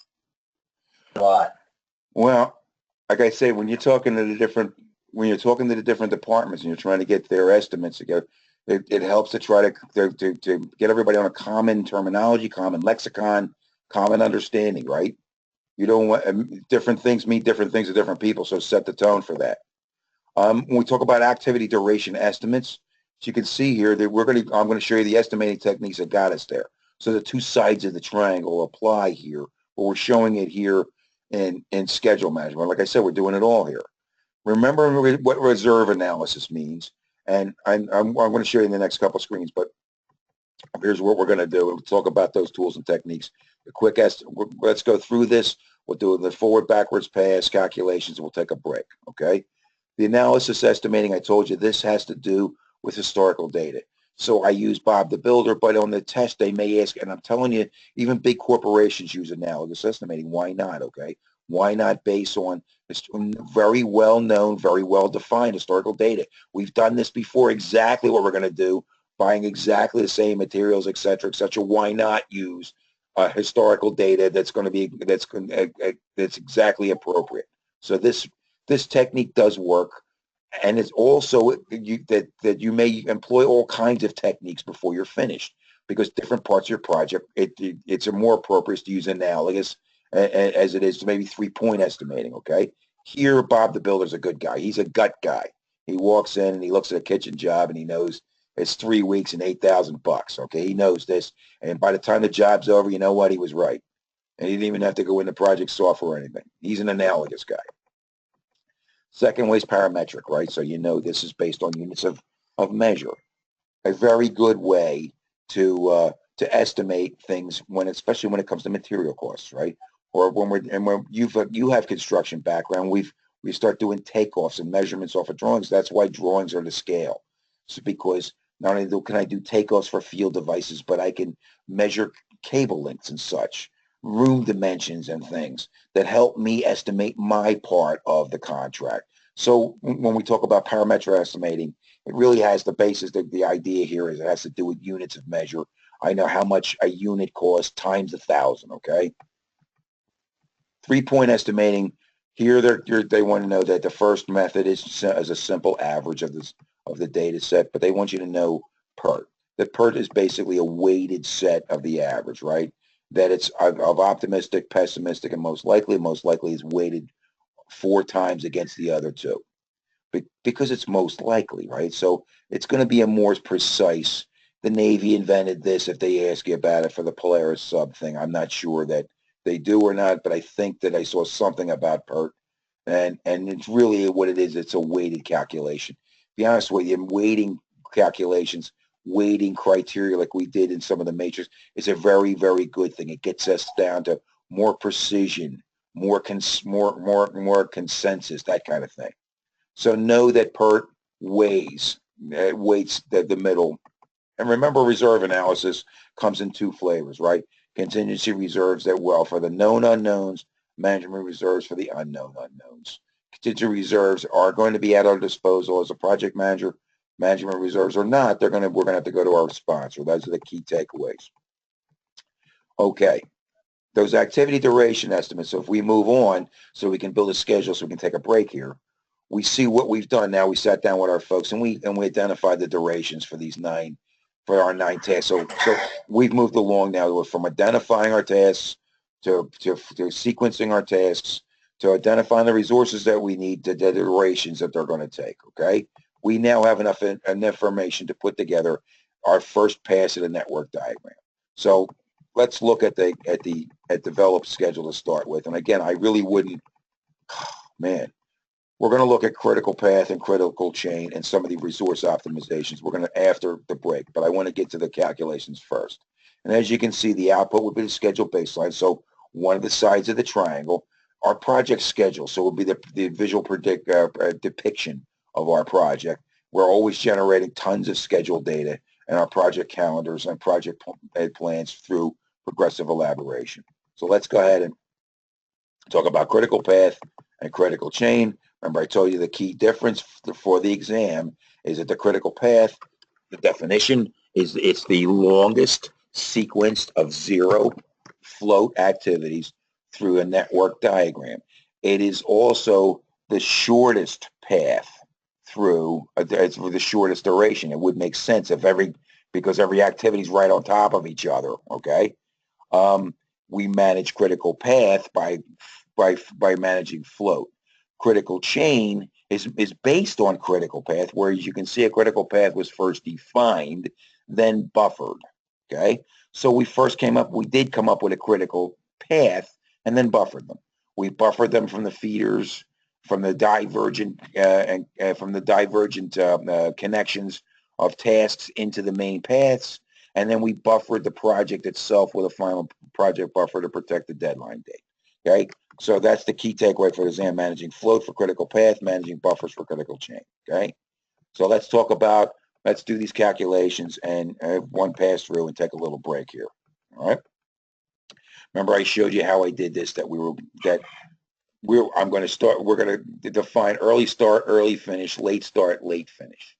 These are the parameters as a project manager that tell us what we can do with a task. Can we move this task back? In the real world, it's very important to us to know if I can move. Do I have to do this task now, or can I move it in lieu of something more important? That's why this skill is so important. Okay. And so we talk about the forward and backwards pass. So here we are back into that precedence diagram. I didn't have durations. Here's the one with durations. So here it is with durations. So let's go ahead and do our forward pass and start with at the null activity at start. Early start, early finish. That's what we're going to calculate across our network diagram. So task A being that it can start on day 1. It's a 2-day task, finishes at the end of day 2. It can also be, if you remember that has no, just by looking at this diagram, you can see it can start with start. So it starts on day 1, 3-day task, finishes on day 3. If we look at task C, it is waiting for both A and B to complete. Therefore, it cannot start any earlier than day 4. So that's, like I said, if I'm trying to point out key things about a forward pass, that's it right there, that you don't break a constraint. It's the key rule for a forward pass And the key rule in network and backwards pass calculations, don't violate a constraint and you'll be fine. Okay. When we look at D, D was only waiting for A, right? So we didn't violate constraint. It can start on day 3 when A was finished and hand it off to day 3. It's a one-day task. It finishes the same day. It's done day 3. We look at E, though. It had 3 predecessors, and that's what I mean about multiple predecessors. And the key takeaway is that it cannot start until day 7 because it had to wait. The longest one it had to wait was C. That couldn't finish any earlier than. Remember, it just couldn't finish any earlier than day 6. So no matter what I did, no matter how much I'm looking at and saying, I cannot. Not if you want me to deliver what you want me to deliver, okay? Say, if we finish all the way across, because you'll note that we have a duration of 20 days. That the earliest that we have established 20 days as a duration. That's the answer. So the result of a forward pass calculation is duration, 20 days. Make sense? Let's go into the lake. Let's go into the Correct. It makes sense. And now let's go into the backwards pass, which is going to establish the late start and late finish dates for each of these, and it's going to show us our critical path. And if it does, therefore, it's going to show us the float activities. So let's go backwards, and we know, unless if there's a reason that I need to stop, I'll stop right here. As you can see, I'm not violating constraint all the way back. All the way back, I'm not violating a constraint of late start. The key here, the rule is, as I go backwards, that I'm not violating a late start. Like F, for example, the latest it can start is day 12. That means the latest that I can finish E is 11. That's the rule. I didn't violate a constraint, and it just makes it a critical path task before I'm finished. Look at D, though. I didn't violate a constraint, and I got plenty of float here. As I work my way back, I have created what is a critical path, right? B, C, E, F, G, H, I. Remember I showed you before in the homework, and I'll resend it if that's necessary. But on the test, you're probably going to see where they may ask you several questions about this, not just float activities, but they may ask you to identify how many paths there were. How many paths do you see through this simple diagram? Okay, and what their durations are. I don't have it here in this review, but I showed you there were 4, right? Pass through this, 4 different ways that I could go. That's a pretty simple question. Just do it. If you do understand what I mean by that, right. that you will see that on the exam. And they do that because they want you to think about alternative routes as a real project manager. Okay? Right.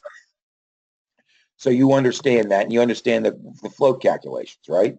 That it's a late start to late finish. That if the difference between total float is project based. That it's okay. You do understand the difference. I'm just going to move on and finish here. Resource. You know what? Can we take a little break, Aubrey?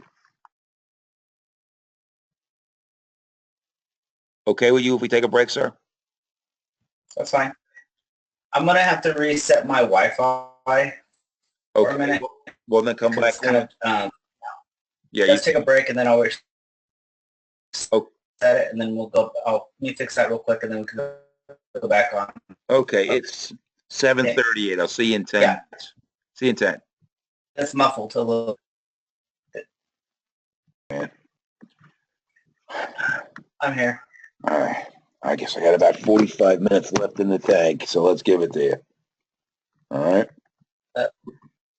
Run as far as you can. I will. All right. We talked about some of the resource optimization, and we need for the exam. You need to know a couple of these. Certainly, resource optimization techniques address resource concerns. Right. So, resource optimization is more. You're thinking about how well you're going to deploy your team. So that almost the connotation is that's in planning. But you're going to think about resource optimization and more in the planning. Not that you're not in execution, but you're thinking more about resource leveling also in planning. And then some of the compression techniques would be more execution than they are planning techniques.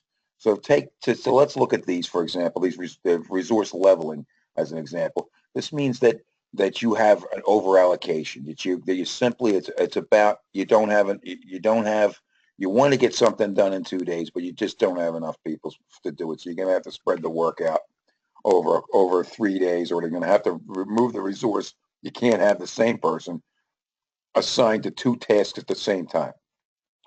So it will increase the size of the schedule. So it's something that you understand that as they level a resource, it's really meaning that I've unburdened one resource and I kind of split that resource's time in two. It almost necessarily adds to the schedule.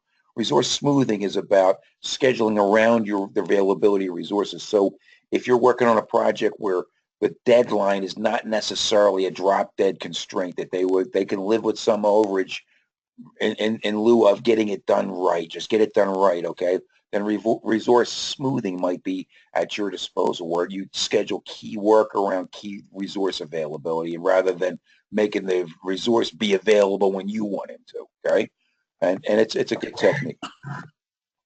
Okay, so we did scope time, and we're going into cost management now, all right? And cost management, I guess I'm going to kind of blitz through because I want to get as far as I can before I lose my voice. The dot one in cost management, like I said, there's only three processes in cost management. Only three. Get plan cost management, and again, this dot one more than probably any, okay, lends itself to actually having measurements, right? The things that can be costs are very, dollar and cents oriented. So, this may be the one place where you can really set the most, actual measurable controls. Okay, is in cost management, if you understand what I'm saying. And really, this is where you want to do it, because I told you the real health of a project is best reflected in CPI. Whatever current performance in the index is I'm telling you, is probably the best single indicator of the health of a project that's in execution. So putting the controls here, okay, the fences here is a very good thing to do. And the output is your cost management plan. So it's the dot one and the elements of that would be here.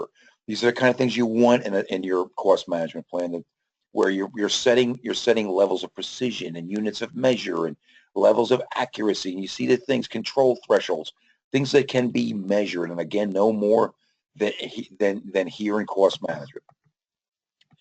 7.2 takes us into estimating costs. I showed you those estimating techniques back in time management.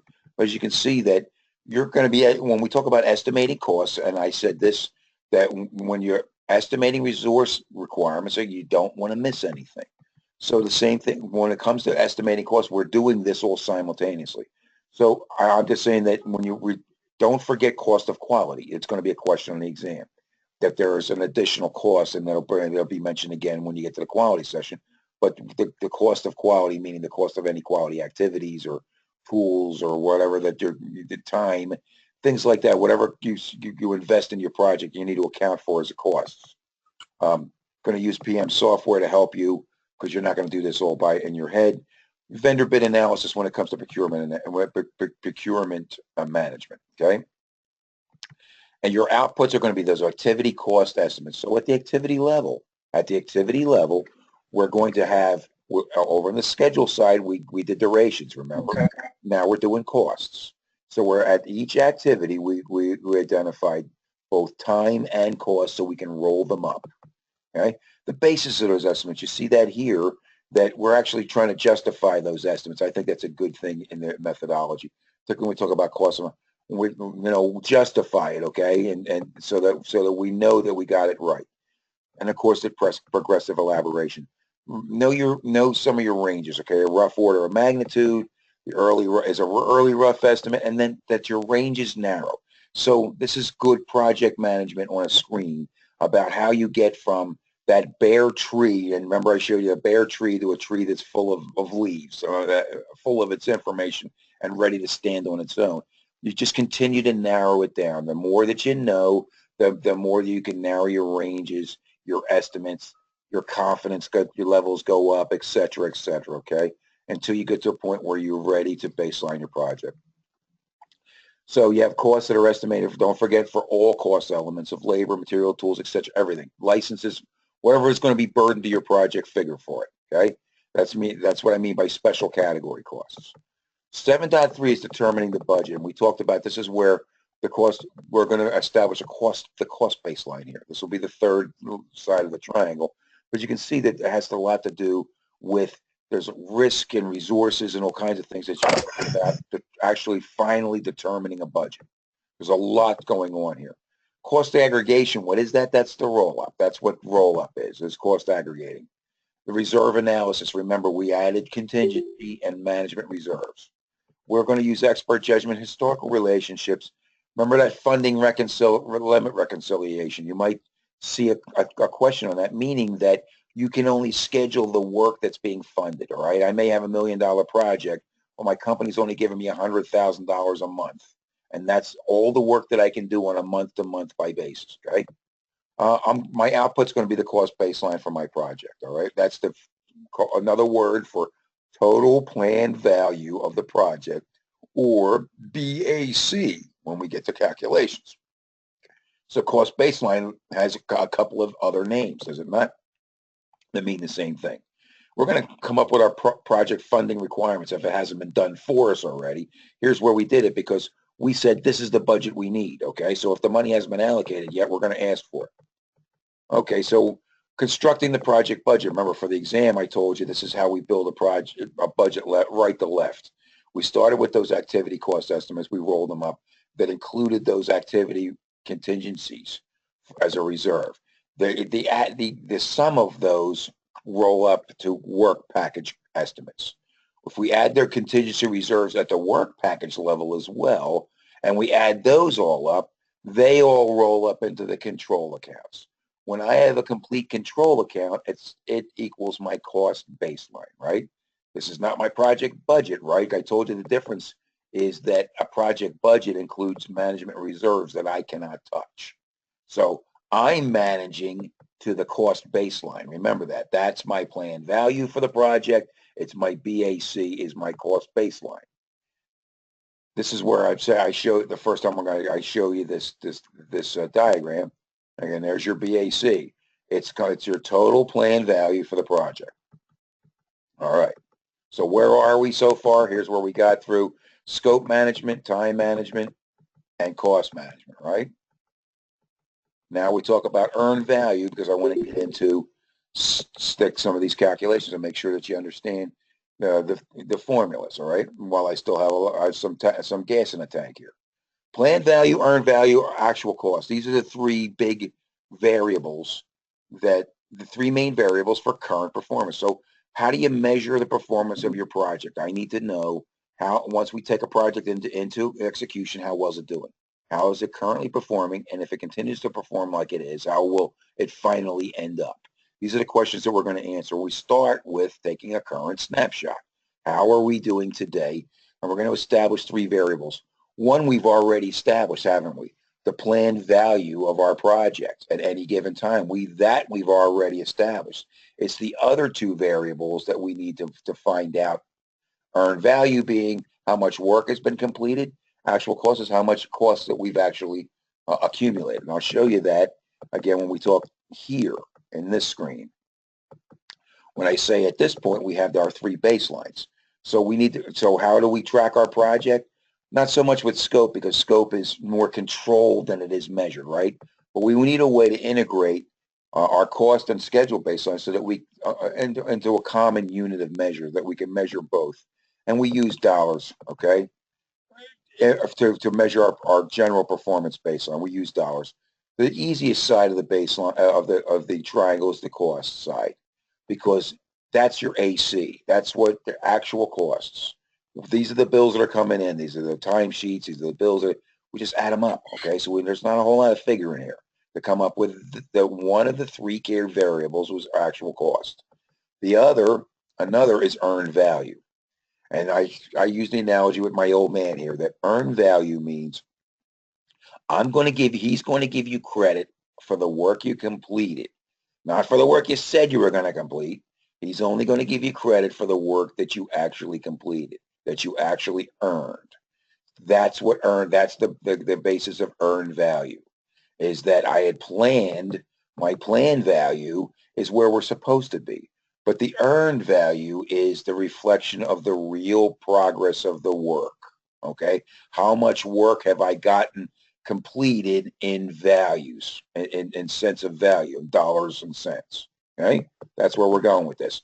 And again, it figures to this chart here that when we talk about current performance, and I want to quickly show you this screen that there are three other acronyms, and they really do maybe even better describe what they mean.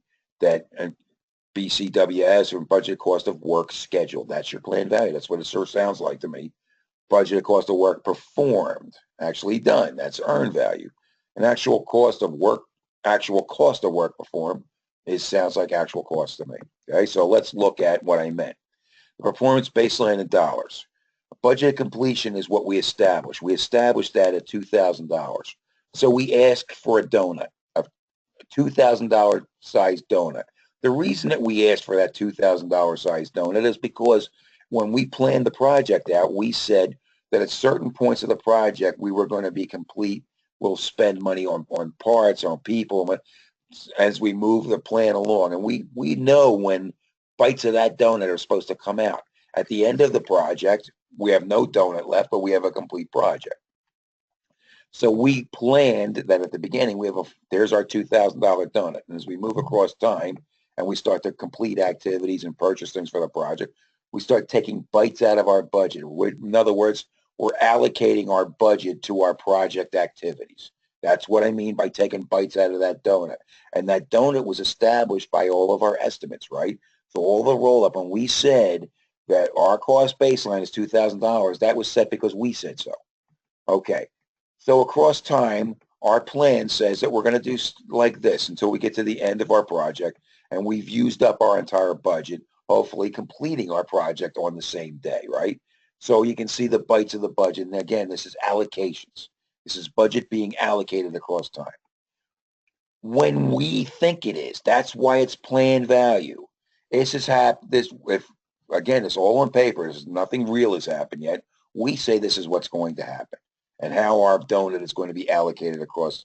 But when we go to look at it in the real world, we want to see how well we're doing this. We look at this from two angles. We look at it from schedule performance. We look at it from the angle of cost performance. Let's start with schedule performance here. Again, I'm showing you the same planned value graph that I just showed you. And now I'm showing you a representative of the actual work that's been completed. We started the project on time, and now we're taking a snapshot right here in time. We think that we should be $1,600 worth of planned value into the project, but our crews out there, for whatever reason, have only completed up to this. And this is equal to $1,300 worth of completed work. So the earned value at this particular snapshot is $1,300. The planned value at this snapshot is $1,600. We have a schedule variance. We have a variance here, and it's a negative variance, okay? This negative variance is $300, right? Negative $300. For the exam, any negative variance is bad. Any negative variance is a bad variance, all right? That means we're underperforming. Here's the first simple schedule, the very first simple formula for performance, all right? Schedule variance equals earned value minus planned value. You can see we're behind schedule. Negative variance means we're behind schedule. How bad that is, we'll find that out when we do indexing. But let's move on to cost performance. Just raw variance, all right? And I showed this to you vertically because costs pile up. They pile up. Schedule gets eaten up across time, left to right across a timeline, but cost is better shown as a pile, as a pile getting higher and higher. Same snapshot in time, remember? So the work that we completed, our earned value current is $1,300, but for some reason, we've run up actual cost of $1,800. Either we underestimated, or we forgot to add something, or the cost on something went up, and who knows, all right? We had to add extra people at the last minute, but this is the real world. We spent $1,800, but we only got $1,300 worth of value. The difference between these two variables is what's called cost variance. And in this case, it's negative $500. How bad is that? I don't know. But I can tell you, just knowing that this is only a $2,000 project, this is really, really bad. If you thought about this in proportion to a $20 million project, wow, okay. the variance, that we're really not getting anywhere near the bang for our buck here, okay? There's the second formula. Second, same as the first, right? Hermits, except it's not exactly the same, but it's pretty close, okay? And it gives us a raw variance. What we need to do now is how bad are those variances? We have to index this to 1, meaning 1 being the plan, particular to our project. How well are we performing to what we said we should be from a schedule and cost standpoint? So these are the formulas where instead of earned value minus plan value, it's earned value divided by, and on the other side divided by. So these are very easy formulas to memorize and to understand.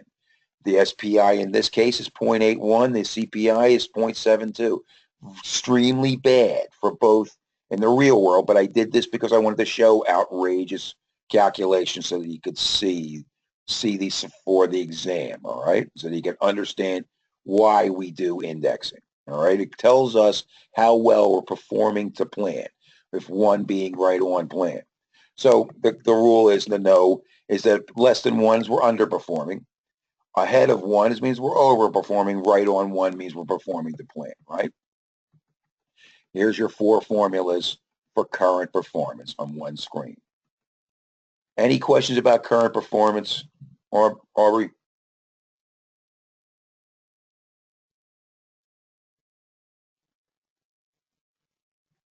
I guess not. No. Okay. No, I've been studying it. It's making more sense. Good. And all that. That's very good. Now let's talk about future performance, meaning forecasts, okay? So what I mean by that is there's our snapshot, and here's how we're performing today. If I continue to perform as I'm performing at today, what will my project... Sorry, go ahead, sir. Do you have a question? No, then I'm just going to keep going because I want to get through the EAC formulas again for you because it was one of the things that you had some I guess confusion at least one time you did. Here we're looking at this. I like this graph a lot. That's why I show it several times in my course because it really does reflect exactly. It's a very, very well drawn and very well thought out. I'm taking my...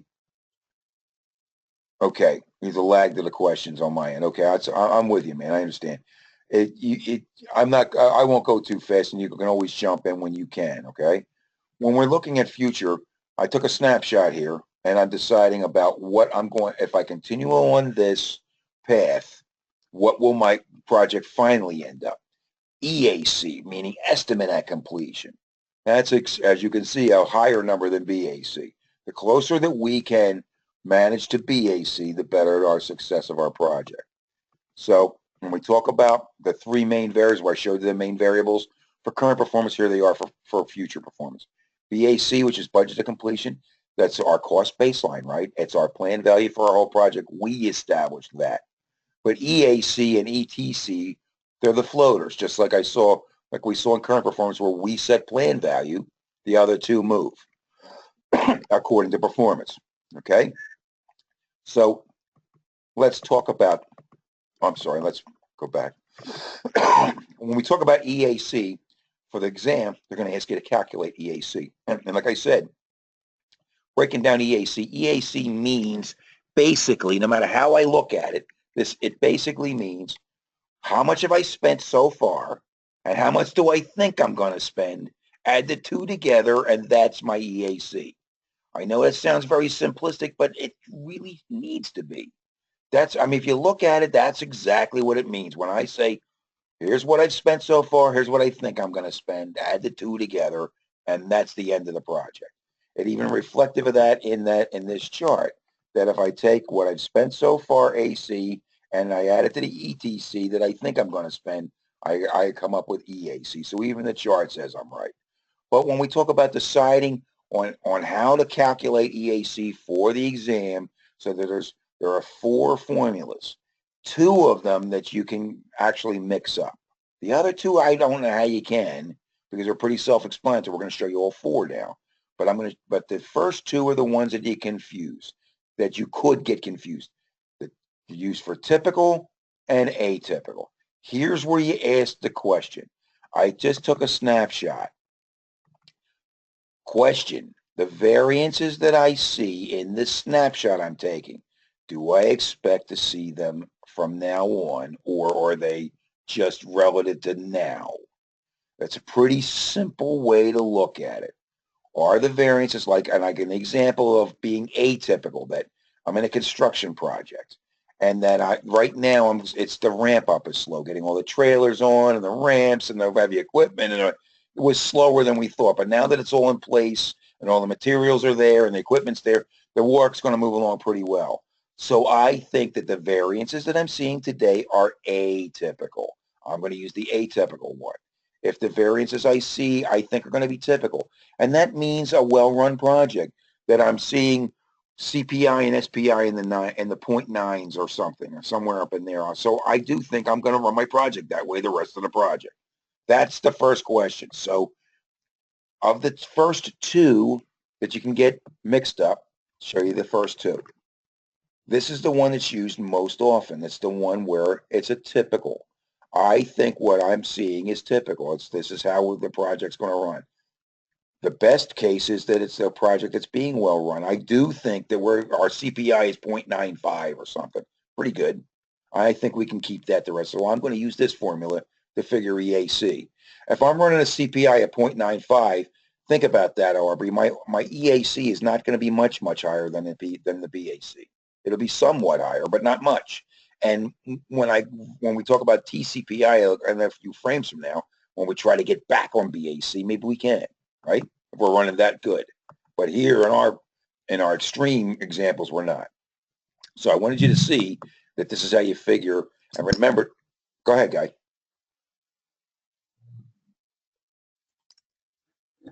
Good. Okay. I understand. I was just typing you. Good. Knowing that there's a formula that it can be flipped around, right? So they may ask you to try to eventually, remember, answer the question asked. So at the end, they may be asking you for a figure for ETC. Well, that means you have to have figured for EAC first so that you can figure ETC. So you may run into two-part questions. Figure this out first before you can figure. In this case, this is an example where you have to figure for three-part question, because then you might have to figure CPI first so that you can figure EAC, so that you can figure ETC, right? The second formula is for the atypical. I do not believe that the bumps in the road I'm seeing today will continue. That's about as regular, plain English as I can make it sound. That's why I would use this formula, okay? That they're atypical. Okay, and this is the formula for it. So don't get the two mixed up. Typical versus atypical, all right? They'll give you enough information in the question to select the right one. Select the right formula, plug in the right values, do the calculations, get the question correct. Again, because you can flip it around, they may ask you about ETC.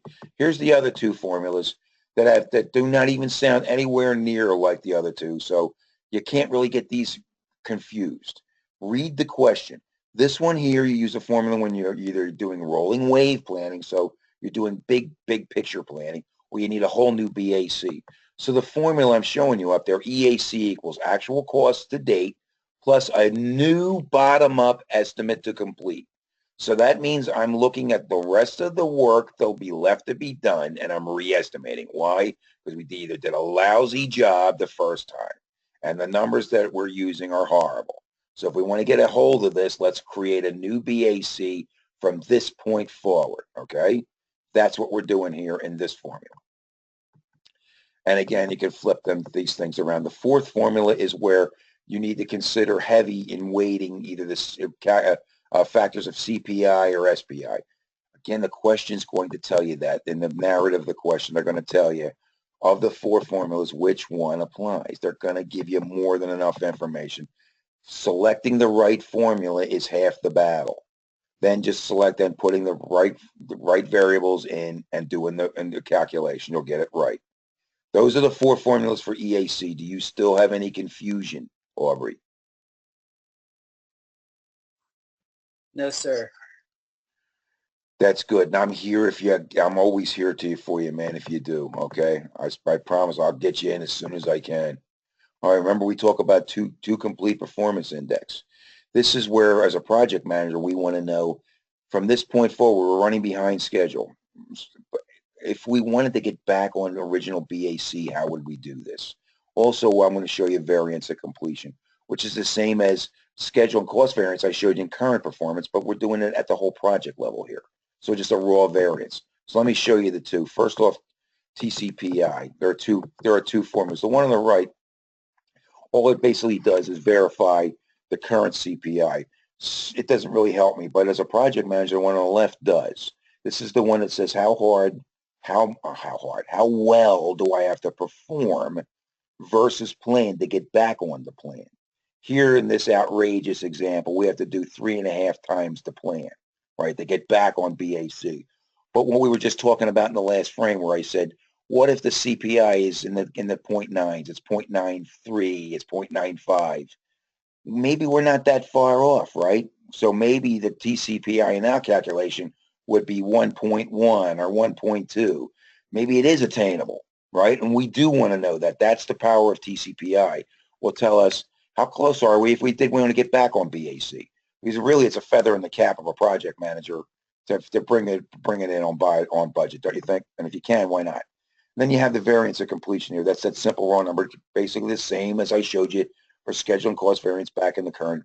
It's a BAC minus EAC, what we thought versus what really, and the variance here is a negative, bad, negative 778 on a $2,000. So Sorry, told like the close.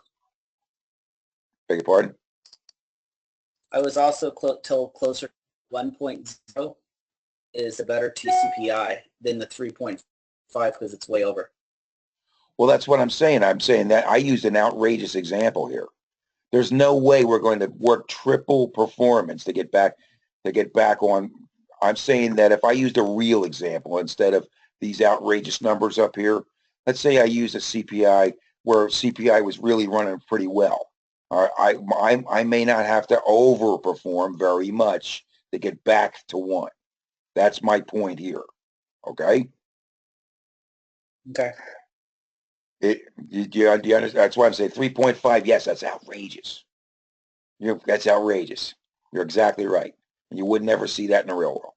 I did this only because I wanted to have outrageous for you guys. Put it all together on the screen here. You've seen this screen before. Here's all the calculations that you need to know for earned value management.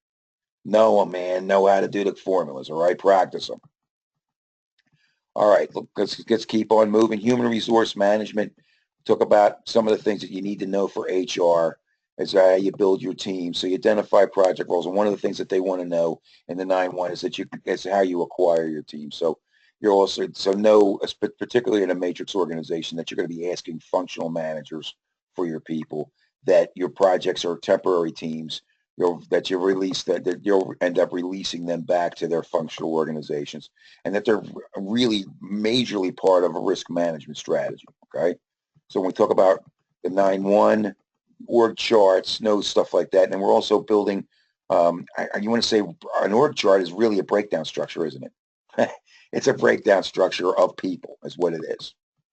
So a people breakdown structure. Org charts, matrices. See what I'm saying? It's the same as a work breakdown structure. It's a logical way to go from top to bottom and then make sure from bottom up you didn't forget anything. So it creates the same as a resource breakdown structure. Aligns to a work breakdown structure like most good. We're looking at using matrix-based schedules here. Know what a RAM and a RACI is, right? And that's only that for the way that you can say who's accountable and who needs to know and who needs to be consulted. So a RACI has got just an extra level than a RAM does, okay? Networking, or know your org theory. X, Y, and Z probably have I got a couple of softball questions about these kinds of things. Expectation theory, observation of your teams and that kind of thing. So Maslow will probably have a softball question on it. So know Maslow and the hierarchies, right? More know of at least of these, all right? That let me go back real quick again and show you expectancy theory, the scientific approach that people do what they feel it's going to affect them, and the bureaucratic approach being a high, like the big government approach. Okay, Human resource management, the outputs. So it's just like every other .1. It's the rules of the road, and we want to use it to our advantage, right? We talk about risk management. I'm going to go right into risk. Risk is the fourth. Remember, wait, one real quick. There are four big knowledge areas that have all of their processes in planning, and one in monitor and control. This is the other one. So the three baselines plus risk. And you can see, again, just like all knowledge areas, it's a really a logical flow. It should not be intimidating at all. Once you get past the .1, what would you do to manage risk? Well, first I would identify them. Then I would do a qualitative and a quantitative analysis, write risk response plans for the worst of them, and then control them in execution. If it's a very logical, even layman, put to them that way, understand it. Okay, now I know we're going to use tools and techniques and all, but I'm just saying, just to look at it from a regular guy standpoint, it makes sense. All right. Risk is really about uncertainty. That's, if I had to pick a word that says what most characterizes the word risk, it would be uncertainty. Because risk is a relative thing to everyone. Something's riskier to me than it is to you, the very same thing. And it really is, the difference is because of the uncertainty, that you know more about it than I do, okay? You've done it before, or that kind of thing. So you know, and it is much less riskier. So uncertainty does not necessarily have to be a crapshoot where we just leave things to fate. We treat risk as a living baseline. So we try to get our arms around the elements of risk so that we can first identify it, prioritize it, and then control it. Knowing our risks mean we can plan strategies for the worst of them. I'm sorry, I've been battling a cold. We need to look at risk. Remember, we're looking at risk from both sides of the ball here, right? That in any business dealing, sometimes there's a winner and there's sometimes there's a loser. I want to put this like on either side of the table or either side of an issue, that something good might happen. So it's people's first connotation start looking at risk as something bad. Oh, that's risky. That's something bad that can happen. No, investors look at risk as saying high risk, high reward. So they also look at the opportunity side. So in the test, they're going to call it threats and opportunities. That's both sides of the risk paradigm, and you need to consider both and come up with strategies to make both happen or not happen as appropriate. Guys like this will understand what I mean when I talk about reducing uncertainty. The more I know about the animal, the more I can get my arms around it, the less risky it is, the more, and if it's less risky for me, then I'll take the risk that you don't. I'll get the reward you don't. That's what the hope is. Okay? It also gives me a level here. Like I said, it's a living baseline. So I do have a way to control it in execution. It's not exactly measurable like some of the others, but it is, all right, in a lot of ways. So when we talk about risk, and again, I say, according to, let me just keep going here because I don't want to belabor some of this, but what risk comes down to is you've got to try to figure out what does risk mean to your stakeholders and what does it mean, because this is really the key parameters about getting around risk. Some of them you can establish the probability and impact and such, but risk appetite. Here's where you got to start thinking about what does risk mean to your organization? What does it mean to your individual stakeholders? So I give you some examples that, like a parking in a no parking zone, you might not think it's so risky as another guy, or flood insurance, or taking a shortcut from a stranger. So risk is a relative thing. So like I said, but there are components of risk that if you can identify and you can quantify, you can get your arms around risk and sort of control it. Probability, impact are two key ones that we're going to use in the matrix tool. All right. But there is a sense of urgency. When urgency also adds risk to whoever has the urgency. And then we have to gauge it against the complete risk attitude of, at any given time, by the way, of our organization. Okay. What is risky to them? And at what point do we break away and call that kind of thing? Okay. Up to them, not up to you. All right. But you have to find that line. That's your baseline. So when we talk about risk attitude, PMBOK says it's a combination of three things: that it's risk appetite, risk tolerance, risk threshold. I don't know if they're going to give you a question on this, but it has to do with all three, about first establishing that baseline and how it moves. And the third one about how it might move on a stakeholder by stakeholder basis. Each stakeholder might think something's much more risky and and where the rest of the team thinks it's okay, he has a separate concerns. You really got to take these things in concern. So when I talk about risk attitude, again, it comes to making good decisions based on data that helps reduce the risk and allows you to to take more choices than you did. Try to identify the things in your the risk appetite by either risk aversion or risk taking. Right? I don't want to belabor the point, but you have to. This is the baseline that you're setting. How do you do that? Risk events mean something to the project, so you have to come up with these values, and that's what I'm talking about. Those probability and impact is the ones you're going to see on the exam more than anything. So setting those values, okay, the X and Y values on those matrices, particularly the impact one, because probability could be a general scale of zero chance, a scale of every 10%, a 10% chance, 20% chance. Start with a scale like that for probability, but impact is going to be a little different. We talk about because you're going to have to quantify different levels, what's severe, what's not severe. I need real numbers to be able to, I can't just go, I be vague like that. So that scale is tougher. Identify known risks and unknown risks so I can be proactive and react. Negative risk, positive risk, right? Because I want to account for both. And how much risk is acceptable? Probability, impact, and urgency. So I'm going to go and in my plan risk management, I'm going to create my risk management plan that has these elements in it, where I actually started talking about risk appetite, and I'm creating those scales of probability and impact. So I'm saying to myself as I move along in this knowledge area, first thing I'm going to do is identify risk. So I'm the funnel, right? I want you to identify every risk you could possibly think of. Now, some of them are going to be silly. What happens if the aliens land in the middle of the construct? I guess that's a risk. I guess it's a 1 in a gazillion chance that could happen, all right? That's why I'm saying you funnel them down to reality, all right, to the risks that you can identify and manage. You keep in mind how you're going to handle changing risk appetites for the project and how you're going to report on some of the risks. And we'll talk about procurement management. We plan procurement management. I said, think like a project manager. I told you in here, relationships are contractual.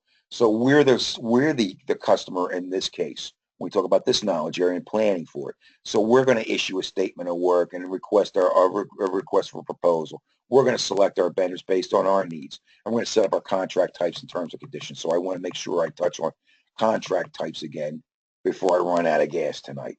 First thing you got to do in procurement management is establish the make-buy. You got to decide. You have to establish that there's a reason to go outside of the company to do that, and you establish that criteria, the differentiators of what exactly do we want, and how are we going to make our selection, or based on what criteria, and we can even weight our criteria. How we're going to manage our contract. So disputes and changes. We establish clear and concise baseline, just like we do for our own project. We're going to do it for our vendors. We select our vendors based on that criteria, and then we're going to award our contracts and then manage our vendors' performance based on what they agreed to. And then we're going to formally close out our contracts when we're completely done. Let's go whiz back through our contract types again. I told you there are three big buckets of categories that you need to know for the exam, and they run the gamut of risk. Okay, it's the best way to understand them. Fixed price contracts, contract cost reimbursable contracts, time and material contracts.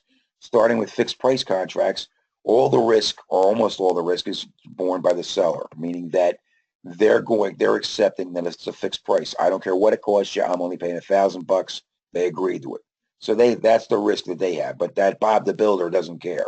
He's an analysis guy, and he's okay with that kind of arrangement. For our sake, we do this in a tight scope. It's not my intention to break a vendor. It's my intention to get a job done. So if I am going to fix a price, it's because I also gave him a tight scope. I know exactly what I asked him to do, and therefore I can quantify it. And I do want it to be fixed price because I like having a real number to plug in a spreadsheet or plug in my I don't want to have to go back later and adjust numbers if I don't have to, if I know exactly what I'm asking for. And a lot of times fixed price contract really makes, as applies a lot to material costs, right? I'm buying so many bricks, so I know exactly fixed price, right? The three types in fixed prices are firm fixed price, just like I said to you, that is firm fixed price. It is exactly what I said it is. Firm, there's a fixed price plus an incentive fee. So I am going to fix a fixed price, but I want to incentivize my vendor to come in and either perform on time or even overperform. So I'm going to build in an incentive. Usually this is a percentage of the fixed price. Okay. And then the third one is where I have an economic price adjustment. And this is, like I told you, is for commodities that have wild price swings over time, like the price of barrels of oil and such. All right. The one of the key characteristics of a fixed price contract for the exam is that it's pretty much four corners, and that if I want to go change it, I pretty much have to create a new document. That the fixed price contract is for a set scope. So to go change it, it's almost where you have to go back and kind of redo a fixed price, a new fixed price. I don't want to do that. Most contracts in the project management world, here, particularly with vendors that are going to be performing work for you, are of this flavor, of the ilk of the cost reimbursable.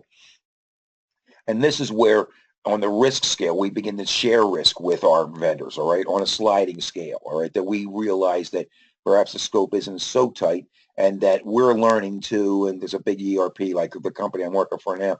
So we're going to share some risk and we're going to accept some overages. And the scope is less defined here. So I'm going to want to be able to build onto, but I have cost reimbursable because I do have control here. The cost reimbursable part of that means that the costs get paid. Everything else I can talk about, right?